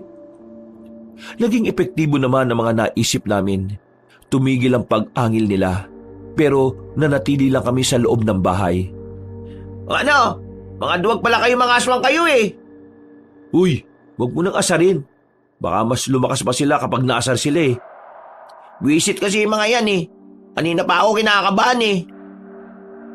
Buong akala namin noon ay umalis na sila, Kabanong. Pero muli na namang dumaloy ang kaba namin nang bigla na namang umangil sila ng umangil. Mas malakas at parang mas gigil na sila sa mga sandaling yon. Pero narinig namin sa labas na parang may dumating. Nabuhayan kami ng loob ng mapagtantong boses ni Mang Juan ang narinig naming nagsasalita. Mabuti naman at lumitaw na rin kayo. Hindi na ako mahirapan pang maghanap sa mga salot. Tumagal ng halos 5 minuto. Tumakas na ang mga aswang. Iniwasan nilang kalabanin si Mang Juan, na parabang alam ng mga nilalang na yon na ikamamatay lang nila kung hindi sila aalis. Buksan niyo ito. Ako ito, si Mang Juan. Nagmamadali naming inalis ang lamesang nakaharang. Nakita namin si Mang Juan na nagpupunas na ng itak niya. Parabang hindi man lang siya kinabahan. Normal lang ang kilos niya. Ano? Ayos lang ba kayo? Paano mo napalayas yung mga salot na yun? Sinabi ko naman kasi sa inyo, matagal ko na itong ginagawa. Kaya kailangan nyo magtiwala sa akin. Pero, nahanap nyo na ba yung parato? Hindi pa rin eh. Wala kaming mahanap. Kailangan na natin hanapin yon. Nakita nyo naman, bumaba na ang mga swag dito. Ibig sabihin lang nun, alam na ng mga nilalang na yun na nawawala ang parato nila. Kayo, may ideya na ba kayo kung anong itsura ng parato? Wala pa rin eh. Basta ang alam ko lang, ha? Natigil ang pag-uusap namin nang biglang makarinig kami ng malakas na sigaw mula sa hindi kalayuan. Mga tinig ng mga kalugar namin na humihingi na ng tulong. Tumakbo kami patungo roon kasama si Mang Juan, pero huli na nang dumating kami. Wala nang malakas na tinig. Inabutan na lang namin na wala nang buhay ang mga tao sa loob ng bahay. Duguan ang sahig. Nakabulagta ang mga naroon. Maraming kalmot sa katawan at halos sumiwalay ang lasog-lasog na katawan. Wisit! Napaka-brutal naman ito! Ito na sinasabi ko. Ito na kinatatakutan ko. Gumagawa na sila ng hakbang para pagbayarin ng mga tao. Ang lahat ng ito ay nangyayari dahil sa kasakiman ninyong mga taga rito. Hindi ako nakapagsalita, Kaabanong. Aminado naman ako na isa ako sa dahilan kung bakit nangyayari ang kaguluhan na yon. Napabuntong hininga na lang ako. Nararamdaman ko ang konsyensya sa kalooban ko kaya napapayuko na lang din kaming dalawa ni Piting. Pero hindi pa naman huli ang lahat. Ang una niyong gawin, sabihin ng barangay, ipaalam ang tunay na sitwasyon ng inyong lugar. Kailangan malaman ng mga taga rito na may mga aswang na magdudulot ang panganib sa buhay ng lahat. Bilisan niyo na! Kumilos na kayo! Wala na kaming sinayin na pagkakataon. Tumakbo na kami patungong barangay at saka sinabi ang mga nangyari. Naniwala naman sila na mga aswang ang pumaslang sa mga biktima. Pero bigla nila akong sinisi at ang tatay ko. At dahil doon, maging ang ibang mga taga sa amin ay galit na rin sa amin ni tatay. Pre, tingin ko, kailangan nyo munang umalis dito. Galit sa inyo mga tao eh. Kayo ang sinisisi kung bakit nangyari ang lahat ng ito. Ha? Bakit ako? Nakinabang din naman lahat sila dito ah. Kung saan na, hindi sila nakihati. Hindi naman sila babalikan ng mga aswang eh. Oo nga, nandun na tayo. May kasalanan nga rin sila. Kami. Pero pre, ang sinasabi ko, wala kang magagawa ngayon. Kahit ipaliwanag mo sa kanila, hindi kanila pakikinggan dahil galit sila sa'yo. Mapapahamak lang kayo ng tatay mo. Pero wala pa si tatay eh. Hindi ko alam kung anong nangyari sa kanya. Hintayin mo na lang siya sa bahay nyo. Kapag dumating ang tatay mo, saka kayo umalis. Magpalamig muna kayo sa ibang lugar. Masama ang kutob ko, pakiramdam ko, kayo ang pagbubuntanan ng mga tao rito eh. Tinapi ko na lang si Piting sa balikat. Naghiwalay na kami ng landas nang lumiko na kami sa isang kanto. Agad akong umuwi sa amin. Dismayado ako nang mapagtantong wala pa rin ang tatay ko. Hindi ako mapakali. Sobrang nag-aalala ko para sa ama ko. Sinimulan ko na nga rin mag-impake noon. Ay nako, bira naman si tatay oh. Kung kailan nangyayari ang lahat ng ito, saka naman hindi mahanap. Nang sumilip ako ulit sa labas, nakahinga na ako ng maluwag nang makita ang tatay ko na kapapasok lang ng bakuran. Bakas ang taranta sa mukha niya. Rico, ano nangyari? Bakit galit sa akin yung mga taong naroon sa bandang unahan? May inatake ang mga aswang, tay. Isang pamilya. Pinatay ng mga aswang ngayon. Galit sa atin ang mga tao dito sa atin. Tayong sinisisi nila eh. Sinasabi nila na kung hindi natin kinuha yung ginto, wala sanang ginto na paghahati-hatian. Abat, siraulo pala sila eh. Kung hindi sila nakiepal at kumuha ng daladala natin, di sana hindi sila madadamay. Di sana tayo lang ang nasa panganib ng mga buhay ngayon. At hindi na tayo mahirapan pang isipin kung kanino napunta yung aparato. Aparato ba yun? Aparato? Wala na tayong oras, tay. Kailangan na muna nating umalis dito bago pa sila makaisip na pagbayarin tayo. Tama, bakit naman tayo aalis? Wala naman tayo kasalanan, Rica. May kasalanan man tayo o wala, kailangan nating lumayo muna rito, tay. Wala na silang pakikinggan eh. Tayo ang sasaktan nila kasi tayo lang ang kaya nila. Mas uunahin pa nila tayo kaysa sa mga aswang. Mga siraulo. Teka, sandali lang. Bakit na naman? Yung mga ginto ko sa ilalim ng papag. Wag na. Sapat na yung meron tayo. Umalis na tayo. Wala nang nagawa ang tatay ko nang hawakan ko siya sa braso at sapilitan ko siyang hinila palabas ng bakura namin. Baka sa mukha niya ang panghihinayang, pero hindi ko na talaga hinayaang dalhin niya pa ang mga gintong hindi naman talaga sa amin. Pero habang naglalakad kami palabas ng baryo namin, nakita kami ng mga kalugar namin. Alam nilang aalis kami, kaya inalarma na nila ang iba pa naming kabaryo. Buwisit, tay! Takbo na! Birang buhay naman ka, Hawak-hawak ko si tatay sa braso habang tumatakbo kami. Pumasok kami sa eskinita. Madilim ang parting yon kaya doon na muna kami nagtago. Nang malagpasan na kami ng mga tao, lumuwag ng bagya ang paghinga namin, pero hindi pa raw natatapos ang lahat. Mahirapan kami makalabas ng lugar namin dahil nagising ang mga residente. Kasalanan ko to eh. Tay, hindi to ang tamang oras para magsisihan. Tulungan mo na lang ako makapag-isip kung paano tayo makakaalis dito.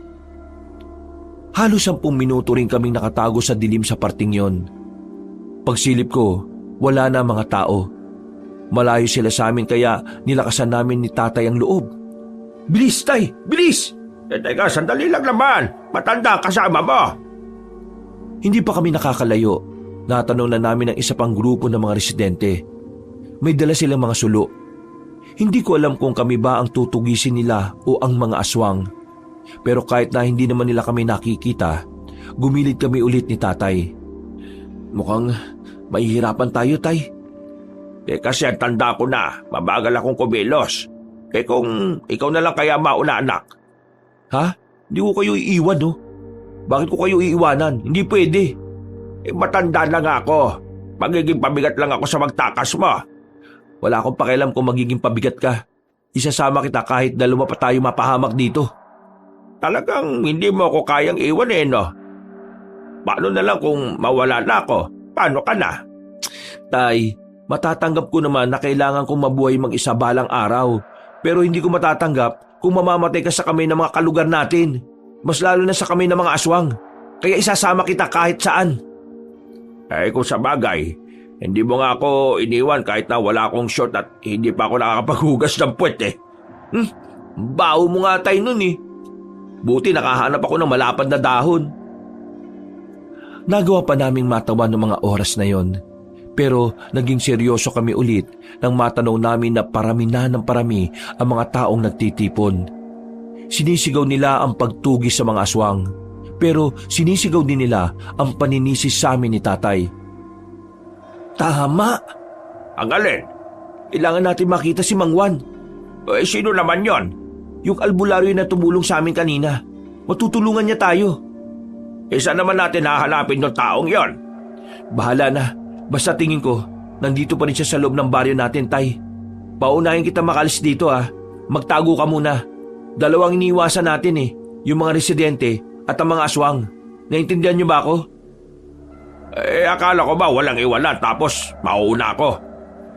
Kailangan ko nga munang hanapin si Mang Juan. Siya ang makakatulong sa atin para makapagtago muna.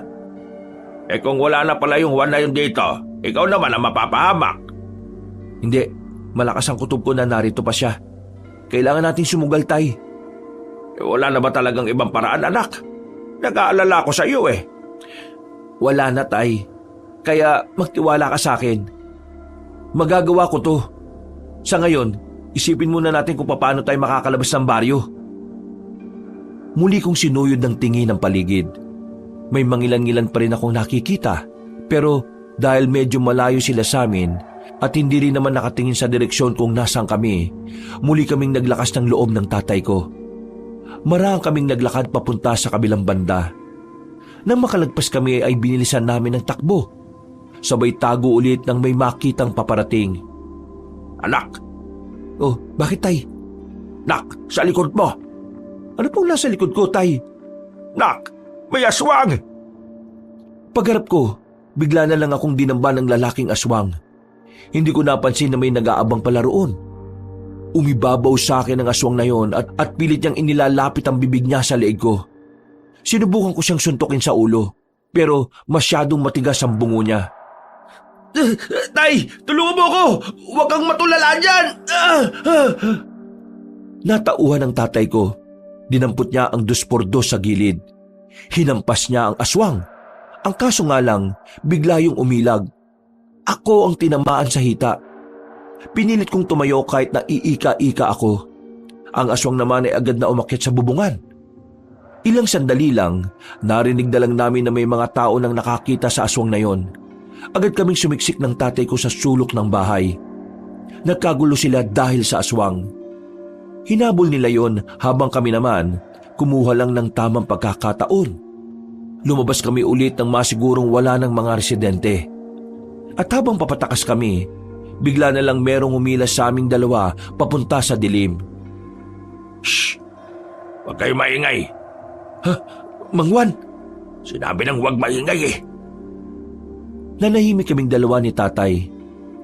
Pinalagpas lang namin ang mga tanod at ang kapitan namin na may mga dalang pamalo. Nang makalayo na sila, ay saka na kami nakahinga na maluwag. Buti naman at nahanap nyo kagad kami. Wala kami ibang matatakbuhan Ikaw lang. Tutulungan ko kayo. Papatayin kayo ng mga yun Si Raulo, di ba? Ikaw pala yung albularyo na tumulong sa anak ko. Rico, meron pa tayong isang problema. Ano ho yun? May mga aswang dito sa baryo nyo at hindi pa sila umaalis. Hindi ko alam kung kailan sila lalabas at hindi ko rin sila makita.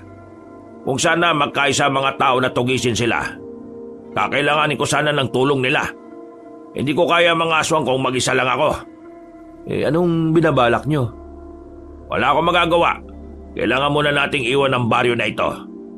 Hindi ko pwedeng isugal ang buhay ko kagad. Kapag ako nawala, wala nang haharap sa kanila.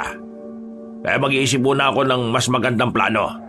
At susubukan ko rin makausap ang iba pang albularyo na samahan ako sa laban kontra sa aswang dito. Noong mga sandaling yon, nagpahinga na muna kami sa kinalalagyan namin. Makalipas lang ang halos 10 minuto ay lumabas na rin kami. Dahil abala na ang mga residente sa pagtugi sa mga aswang, nagawa na namin makalayo roon. Hindi na kami sa pinakabungad dumaan. Pumasok na lang kami basta sa kagubatan. Malakas na rin naman ang loob ko noon dahil kasama na namin si Mang Juan. Nag-aalala ako kay Gary at Piting. Ayos lang kaya sila? Bukas na umaga, sasamahan mo akong bumalik para makibalita. Siyempre, hindi ka dapat magpakilala. Itong dalawang mong kaibigan, kumbinsihin mo na sumama sa atin. Kung sakali man kasing hindi pumayag ang mga kakilala kong albularyo, bubuo na lang tayo ng grupo. Akong bahala sa inyo, tuturuan ko kayo. Tuturuan mo kaming lumaban sa mga aswang? Delikado naman yata yun, Diyos ka. Pero mas maganda nang matuto kayo lumaban kaysa naman habang buhay ka lang na umiiwas sa kanila. Kagaya na lang kanina, wala kayong magawa. Kung hindi tayo nagkasama, baka wala na kayo. Baka dinumog na kayo ng mga kalugar ninyo. Baka nalapa pa kayo ng mga aswang. Tay, tingin ko tama si Mang Juan. Kailangan talaga natin matuto. Kung hindi, mamamatay na lang tayo ng walang saysay. Narating namin ang bahay ni Mang Juan sa paanan ng bundok. Halos 1 oras ding lakaran mula sa baryo namin. Simple lang ang tirahan ni Mang Juan pero maaliwalas.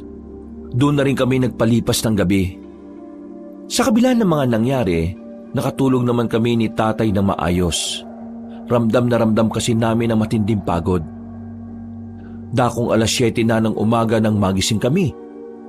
Paglabas namin ng bahay ay nakapaganda na pala si Mang Juan ng pang-almusal namin. Okay na. Maya-maya alis na rin tayo, Rico. Ay, siya nga pala. Kanina madaling araw, nakakausap ko na yung mga kapwa ko albularyo. Medyo marami-rami ang pumayag na sumama sa atin. Kaya mamayang gabi, babalikan tayo sa baryo ninyo para magbantay. Sa ngayon, kukuha na muna tayo ng update doon. Hindi ba ako pwedeng sumama dyan? Pasensya na pre, pero hindi. Mas mainam ka nang narito ka lang. Kami nang bahala ng anak mo. Huwag ka mag-alala. Hindi naman mapapahamak itong si Rico At saka, nawalan na ako ng oras na turuan kayo makipaglaban. Kailangan na natin magmadali. Si Rico ang isasama ko dahil mas mabilis siya. Kahit hindi ko maturuan ngayon, sapat na ang bilis niya para makasabay. Tumango na lang si tatay. Pero baka sa mukha niya na gustong-gusto niyang sumama. Matapos namin kumain, iniwan na rin namin si tatay roon. Nagsuot lang ako ng itim na sombrero at jacket na may panabong sa ulo. Hindi nagtagal, narating na rin namin ang baryo namin. Sa bungad pa lang, kinakabahan ako. Lalo na nang marinig ko mga nag-iiyakan. Nadaanan namin ang mga bangkay ng biktima ng mga aswang. Hindi lang pala yung pamilyang nakita namin ang biniktima ng mga nilalang na yon, kundi mas marami pa. Huwag ka magpapalata. Kalma. Kumilos ka lang ng normal. Kapag nakilala ka nila, siguradong todas ka. Nakikita mo naman kung paano sila maging emosyonal. Nakayuko lang ako habang naglalakad kami. Nilalakihan ko na lang ang hakbang para malagpasan namin sila. Nang matanong ko na ang bahay nila Piting, tumakbo na ako palapit. Piting! Halika dito! Tarantado ka talaga. Bakit ka pa bumalik dito? Hindi ba sinabi ko sa inyo na galit sila sa inyo ng tatay mo? Kayo ang sinisisi ng pagkawala ng maraming buhay dito. Oo, alam ko yun. Alam mo naman palang sinaulo ka, bakit bumalik ka pa? At kasama mo pa pala si Mang Juan. Nandito kami dahil kailangan naming makibalita. Pwede bang pumasok sa bahay ninyo? Bilisan nyo, abang wala pa sila nanay at tatay. Dali! Pare, anong balita rito bukod dun sa mga nabiktima? Matapos manggulo yung mga aswang kagabi, lumabas sila at kinausap si Kapitan. Matandang babae leader nila. Pinapahanap nila kay Kapitan yung parato. At kapag hindi raw nahanap ang parato bago mag-alas 9 ng gabi, lahat daw ng tao rito mamamatay. Yung ibang residente rito, kaalis lang kanina. Pero marami-rami pa rin ang nanatili rito. Sila nanay at tatay. Pagbalik nila mamaya, mag-iimpakin na rin sila. Aalis na rin kami rito bago pa kami mamatay. Mas maganda na magsilayasan na mga tao rito bago pa mangyari ang kinatatakutan ng lahat. Pero ayaw ng iba umalis eh. Halos 80% pa rin ang matatapang at gustong labanan ng mga aswang. Kahit si Kapitan, matigas din ang ulo niya. Akala niya kakayanin nila yung mga aswang eh. Kung makita nyo lang kagabi kung paano sila pumaslang, brutal. Tapos ang bibilis pa nilang gumapang at ang tataas tumalon. Paparating dito mamaya mga kasama kong albularyo. Tutulong sila sa mga tao rito. Pero kailangan ko pa rin ng koordinasyon ng mga tao rito. Kung hindi sila makikinig sa akin, siguradong walang mangyayari. Mamamatay tayong lahat. Kailangan natin ng matalinong taktika. Kailangan ko sila makausap. Anong plano niyo, Mang Juan? Dito ka lang, Rico. Piting, itago mo muna siya rito. Kakausapin ko lang si Kapitan. Umalis si Mang Juan. Naiwan ako roong nilalamon pa rin ng kaba. Para akong kriminal na nagtatago kahit na wala naman talaga akong kasalanan. Inabutan ako ni Piting ng kape. Pero sa halip na kumalma, mas lalo lang akong ninerbyos. Si Gary pre, kumusta? Ayos lang ba siya? Ayos lang ba yung pamilya niya? Oo, ayos lang naman. Duman ako kanina dun eh. Wala naman nasaktan sa kanila. Gusto ko siya makausap. Huwag ngayon pre. Yung nanay at tatay nun, kayo sinisisi sa lahat ng mga nangyari. Kapag nakita ka ron, yari ka. Tawagin mo kaya, papuntay mo dito. Hindi pa rin pwede. Kahit ako, umiiwas din ako lumabas-labas eh. Alam ng mga tao na magkakaibigan tayo. Kaya yung iba, tinatanong ako kung alam ko kung nasaan ka. Ay nako, pasensya na pre ah. Mukhang nadadamay pa kayo sa gulong ito. Ano ka ba? Hindi nyo naman kasalanan eh. Isa pa, damay naman talaga tayong lahat kasi nakinabang din naman kami. Kung tutusin, wala silang karapatan na sisihin kayo ni Mang Rene. Dahil sa kasakiman, nadamay sila. Pero dahil din sa kasakiman namin, kaya nangyari to. Kami nagdala rito ng mga ginto eh. Basta, naniniwala akong wala kayong kasalanan. Ilang oras kaming naghintay sa pagbabalik ni Mang Juan. Nalaman na lang ni Piting na hirap na pala si Mang Juan na pakiusapan ng mga tao. Hindi siya pinakikinggan dahil hindi naman siya taga roon. Sa kakahintay, nakaidlip na ako at nagising lang ako nang kalabitin ako ni Piting. Huy, langiya. Bakit ngayon mo lang ako ginising? Sabi ni Mang Juan, hayaan lang kita matulog kanina eh. Teka, ibig sabihin inabutan ako dito ng magulang mo? Huwag ka mag-alala. Hindi ka naman nila nilaglag. Naniniwala pa rin sila na wala kayong kasalanan ni Mang Rene. Si Mang Juan nasaan? Maya-maya babalik na rin yon. Hindi pa siya tapos eh. May mangilan-ngilan na siyang nakumbinsi pero kakaunti pa rin. Ay ako, wala akong magawa. Dapat kasama niya ako eh. Huwag ka na nga makulit. May progreso yung ginagawa niya. Huwag mong sirain. Lalabas lang tayo dito kapag dumating na siya. Halos kalahating oras pa kaming naghintay. Sumapit na ang 8:00 at maya-maya pa, nakarinig na kami ng malakas na sigawan. Sinasabayan nyo ng mga angil na mga mababangis na nilalang. Yun ang hudyat ng kaguluhan. Kinuha ko na kagad ang itak na daladala ko. Hindi pwedeng nagtatago lang ako dito. Lumabas ako ng bahay nila Piting Kabanong. Wala na akong pakialam kung makita ako ng mga kalugar namin. Ang nasa isip ko lang ng mga sandaling yon ay matulungan si Mang Juan sa pakikipaglaban sa mga aswang. Doon nanggagaling yung angil ng mga aswang. Kinumbok namin ang direksyon na tinuro ni Piting.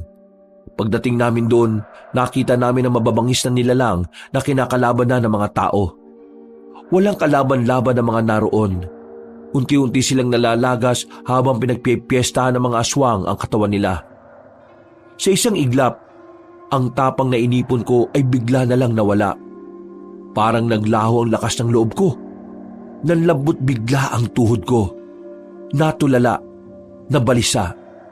Hindi ko na alam ang gagawin. Pre, naririnig mo ba ako? Sabi ko, hindi natin kakayanin ng mga yan. Kailangan muna natin hanapin si Mang Juan at hintayin ang mga kasamaan niya. Oo, naririnig kita. Ayos ka lang ba? Uy, relax ka lang. Anong gagawin natin? Hanapin nga muna natin si Mang Juan. Hindi ka pa rin ba matauhan? Eto, amuin mo. Visit ka, baho. Ano yun? Amoy ng pet ko. O di ba, naimasmasa ka na? Sumunod ka na lang sa akin, dali. Maingat kaming naglakad ni Piting habang nangyayaring kaguluhan sa pagitan ng mga aswang at ng mga tao. Hinahanap namin si Mang Juan pero dahil malaki ang baryo namin, hindi namin agad siya makita. Pagliko namin sa isang iskinita, napatigil kami nang meron na kaming makasalubong na isang aswang. Naglalawa sa laway ang bibig nito. Nanlilisik din ang mga mata. Palagay ko, masarap na pagkain kami sa paningin niya. Bigla siyang umatake. Nagkatulakan pa kami ni Piting. Kaya hindi pa nakakalapit ang aswang, nakabalandra na kami. Napatigil ang aswang sa gulat dahil sa ginawa namin. Sinamantala namin yung para agad na makabangon. Ilang beses naming sinubukan na matamaan siya ng taga pero marunong siyang makailag. Magaling siyang umiwas. Hindi siya magaling. Tatanga-tanga lang talaga tayo. Anong gagawin natin sa buwang na yan? Bahala na! Naunang lumusab si Piteng sa aswang. Bara-bara na ang ginagawa niyang pagtaga, pero bigo pa rin siya. Nang makita kong aatakin na ng aswang si Piteng, kinuha ko ang bote sa gilid. Pinukul ko yon sa aswang. Nang tamaan yon sa muka, ay napatigil ito. Nakakuha na ng pagkakataon si Piteng para mataga ang aswang. Tinamaan niya yon sa ulo kaya agad itong bumulagta. Pre, sa ulo! Sa ulo natin siya dapat birahin! Sige, sa ulo! Ang galing ng pagbato mo ron, pre ah. Pero, wag mo na kulitin ah. Kung nagkamali ka dun, sa ulo ko tatama yun. Yun lang ang una ko naisip eh. Akala ko kasi mamamatay ka na. Tara na pre, hanapin na natin si Mang Juan. Dahil nakapatay na kami ng aswang nung sandaling yon, nagkaroon na rin kami ng lakas ng loob para lumabas. Habang nagkakagulo sa baryo, pasimple kaming tumakbo para lagpasan ng mga yon. Pero muli kaming napatago nang makitang dumating na ang mas maraming aswang. Natanaw namin na matandang babae na sinasabi nilang pinuno ng mga yon. Nako, naloko na. Paano natin mahanap si Mang Juan nito? Saan ba kasi natin mahanap yung parato para tumigil na sila? Buwisit naman oh. Baka naman kasi napunta dun sa mga armadong lalaki. Hindi. Teka. Isipin ko ah. Parang meron akong nakita eh. May naalala ko. Sandali. Ano? Anong naalala mo? Teka nga lang kasi. Huwag ka magulo. Nag-iisip ako eh. Basta ang sabi ni Mang Juan, parang lalagyan daw yun. Oo nga. Ang kulit mo naman eh. Manahimik ka nga muna pre. Niisip ko pa kung saan ko nakita. Pinikit ko ang mga mata ko. Bigla ko na lang naalala na parang meron akong nahawakan na kakaibang bagay na kulay ginto. At maya-maya lang, naalala ko na kung ano yon. Alam ko na kung nasaan yung punyemas na aparato na yon. Ha? Nasaan? Nasa bahay lang namin. Naalala ko, meron ako nakitang parang garap ko na ginturin. Naitago ko yun sa ilalim ng papag ko. Kailangan ko makuha yun para maibigay na sa kanila. Para itigil na nila yung mga ginagawa nila. O yan ang gagawin mo. Uuwi ka. Paano kung makita ka ng mga residente dyan? O kaya yung aswang? Tingnan mo oh. Kapag lumabas ka rito, makikita ka kagad nila. Wala na akong pakialam. Kailangan ko sumugal pre. Kung hindi, mas maraming pambuhay ang mawawala.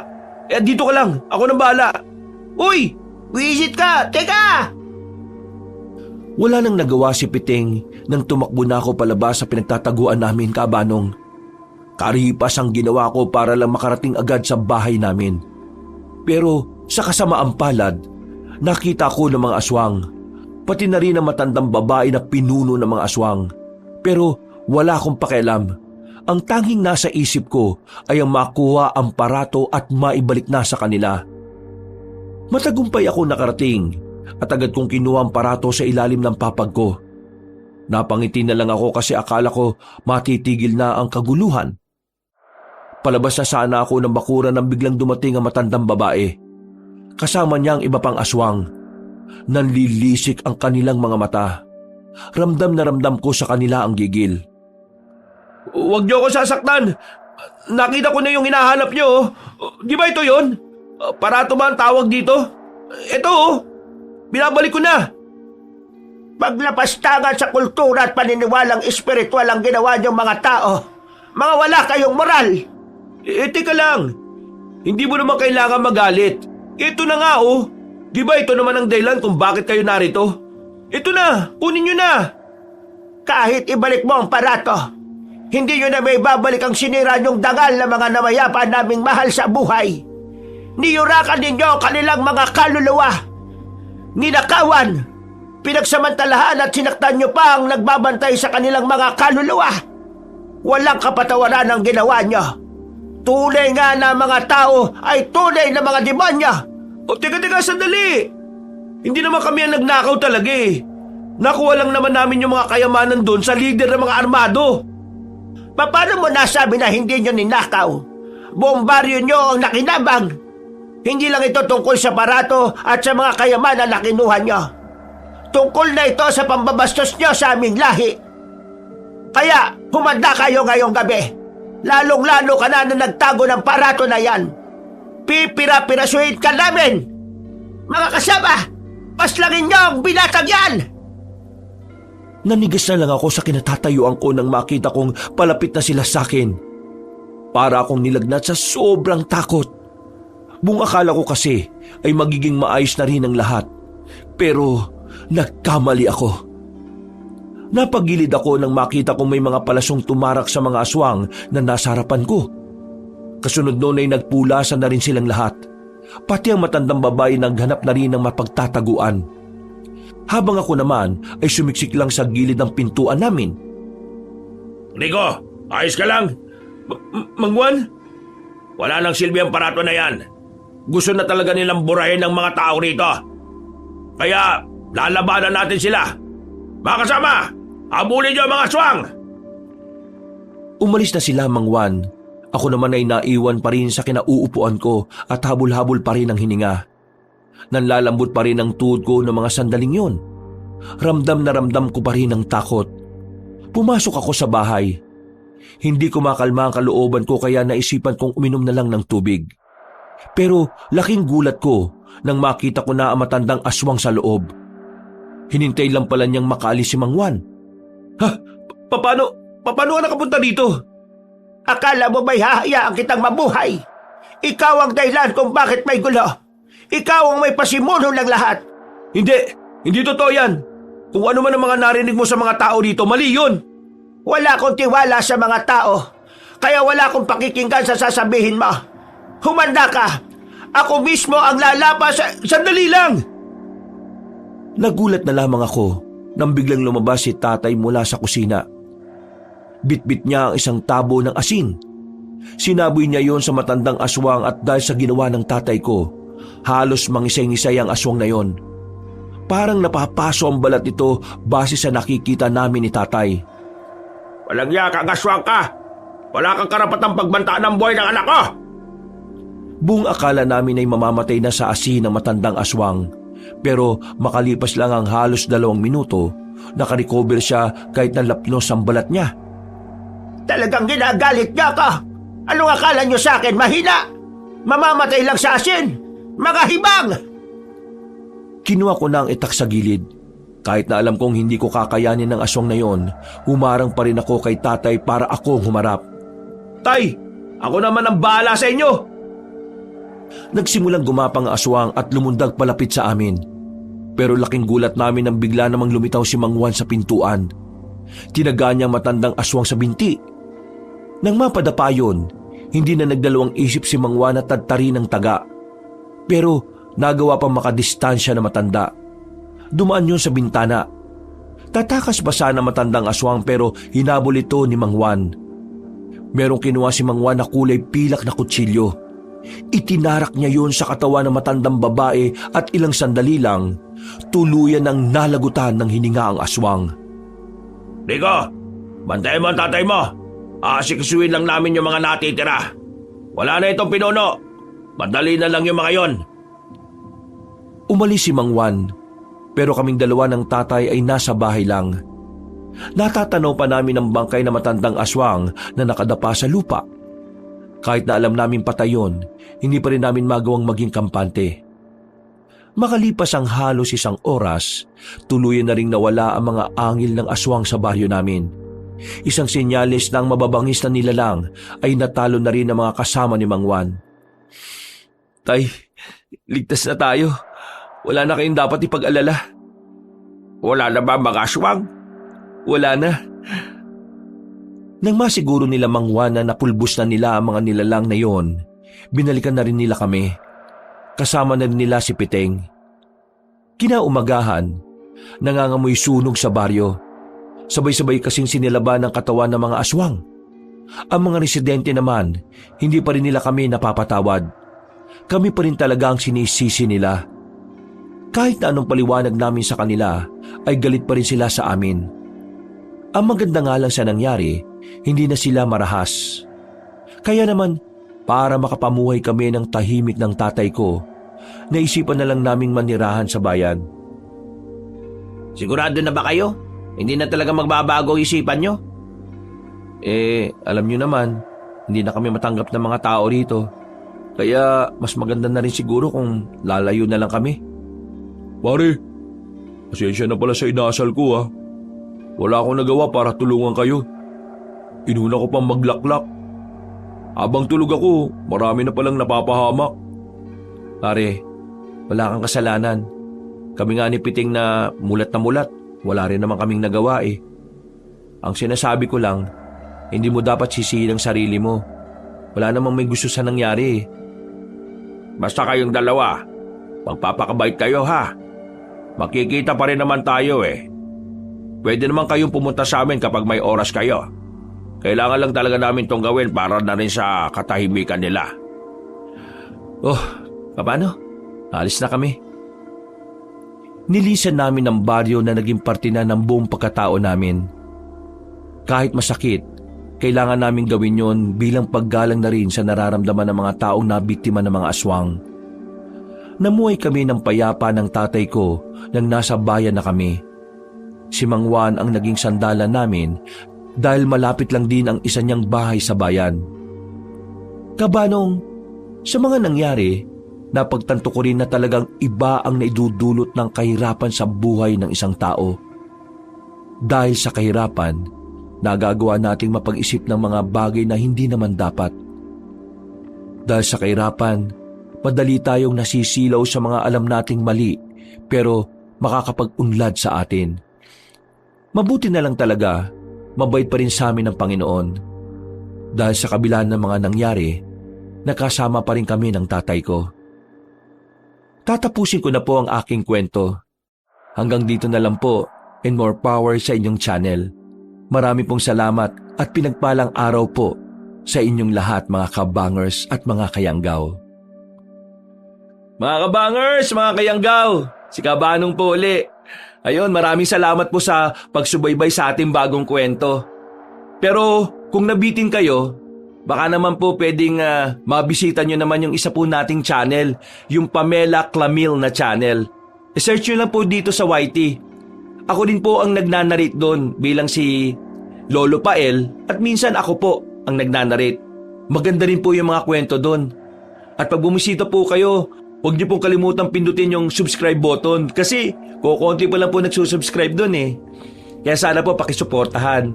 At paki-comment na lang po para ma-replyan ko po kayo. Dito rin po mag-comment kayo kung saan kayong lugar na nakikinig para mabati ko po yung mga kalugar ninyo. At syempre, don't forget to like and share. Hanggang sa susunod na kwento. Wakas!